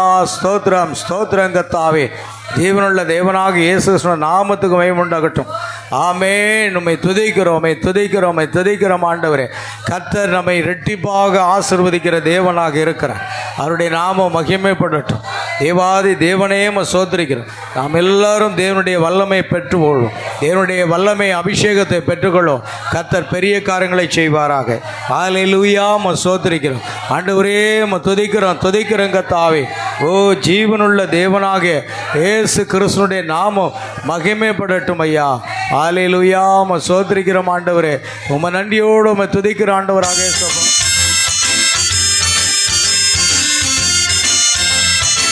எல்லாரும் உணர்ந்து கர்த்தர் இந்த நாட்களில் ஒரு இரட்டிப்பான ஆசீர்வாதத்தை நமக்கு தருவேன் என்று அவர் சொல்லியிருக்கிறார். அந்த ஆசீர்வாதங்களை பெற்றுக்கொள்ள நாம் ஜெபிப்போமா? கரங்களை தட்டி பாடுவோம்.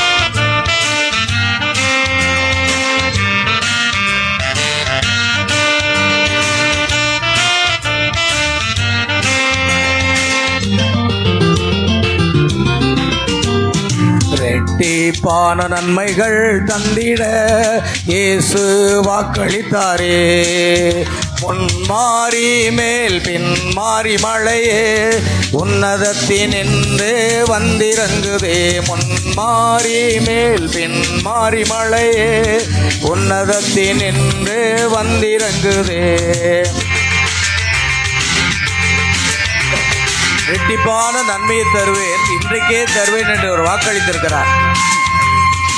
நம் வாழ்க்கையில் எல்லாத்தையும் தருகிறார். அவர் தான் நமக்கு ஜீவனை தந்தவர்.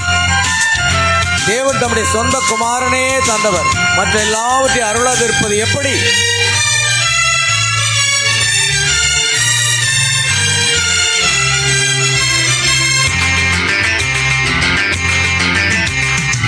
பலத்தின் மேலே மாபலனே புது பலன் நாம் பெற்றிட சால்வைதனை எலிசா அடைந்தாற் போல் சோர்வின்றி பலன் என்று மாடுவோம்.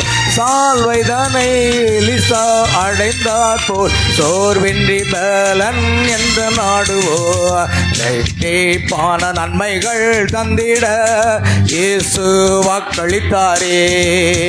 முன்மாறி மேல் பின்மாறி மழையே உன்னதத்தினின்று வந்திறங்குதே.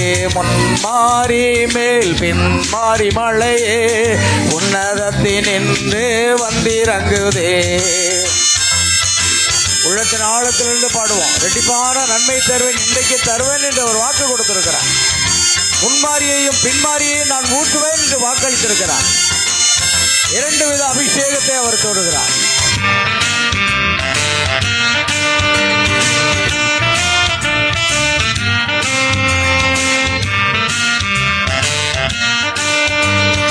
ஆமென். கரங்களை தட்டி பாடுவோம். எல்லாரும் கரங்களை தட்டி உற்சாகமாக. ஜெயத்தின் மேலே மாஜயமே ஜெயத்தோனியாய் பெற்றிட போர் முனையில் சிறு தாவீது போல போர் வீரராக என்றும் ஜெயிப்போம்.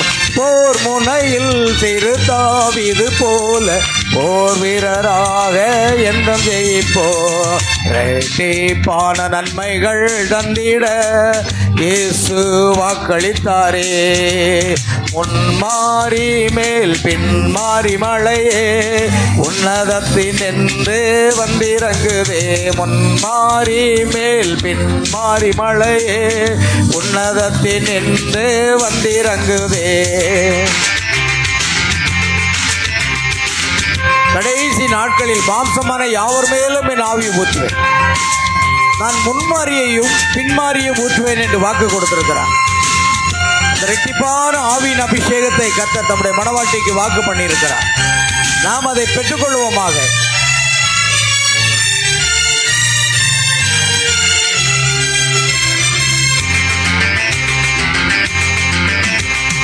நம்பிக்கை என் மேல் நம்பிக்கை நல் விசுவாசம் பெற்றிட ஆதிய போசலர் காலம் நடந்த அற்புதம் நாம் என்றும் காணுவோம்.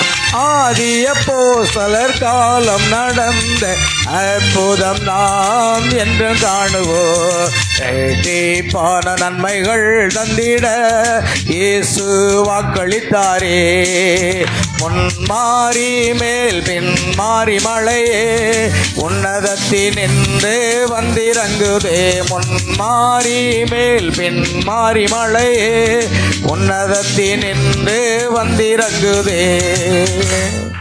செவிப்போமா, கரங்களை தட்டி ஆண்டவரை மகிமைப்படுத்துவோம். எல்லாரும் கரங்களை தட்டி கர்த்தரை மகிமைப்படுத்துவோம். நன்றி அப்பா, கோடான கோடி ஸ்தோத்திரங்களை நாங்கள் செலுத்துகிறோம்.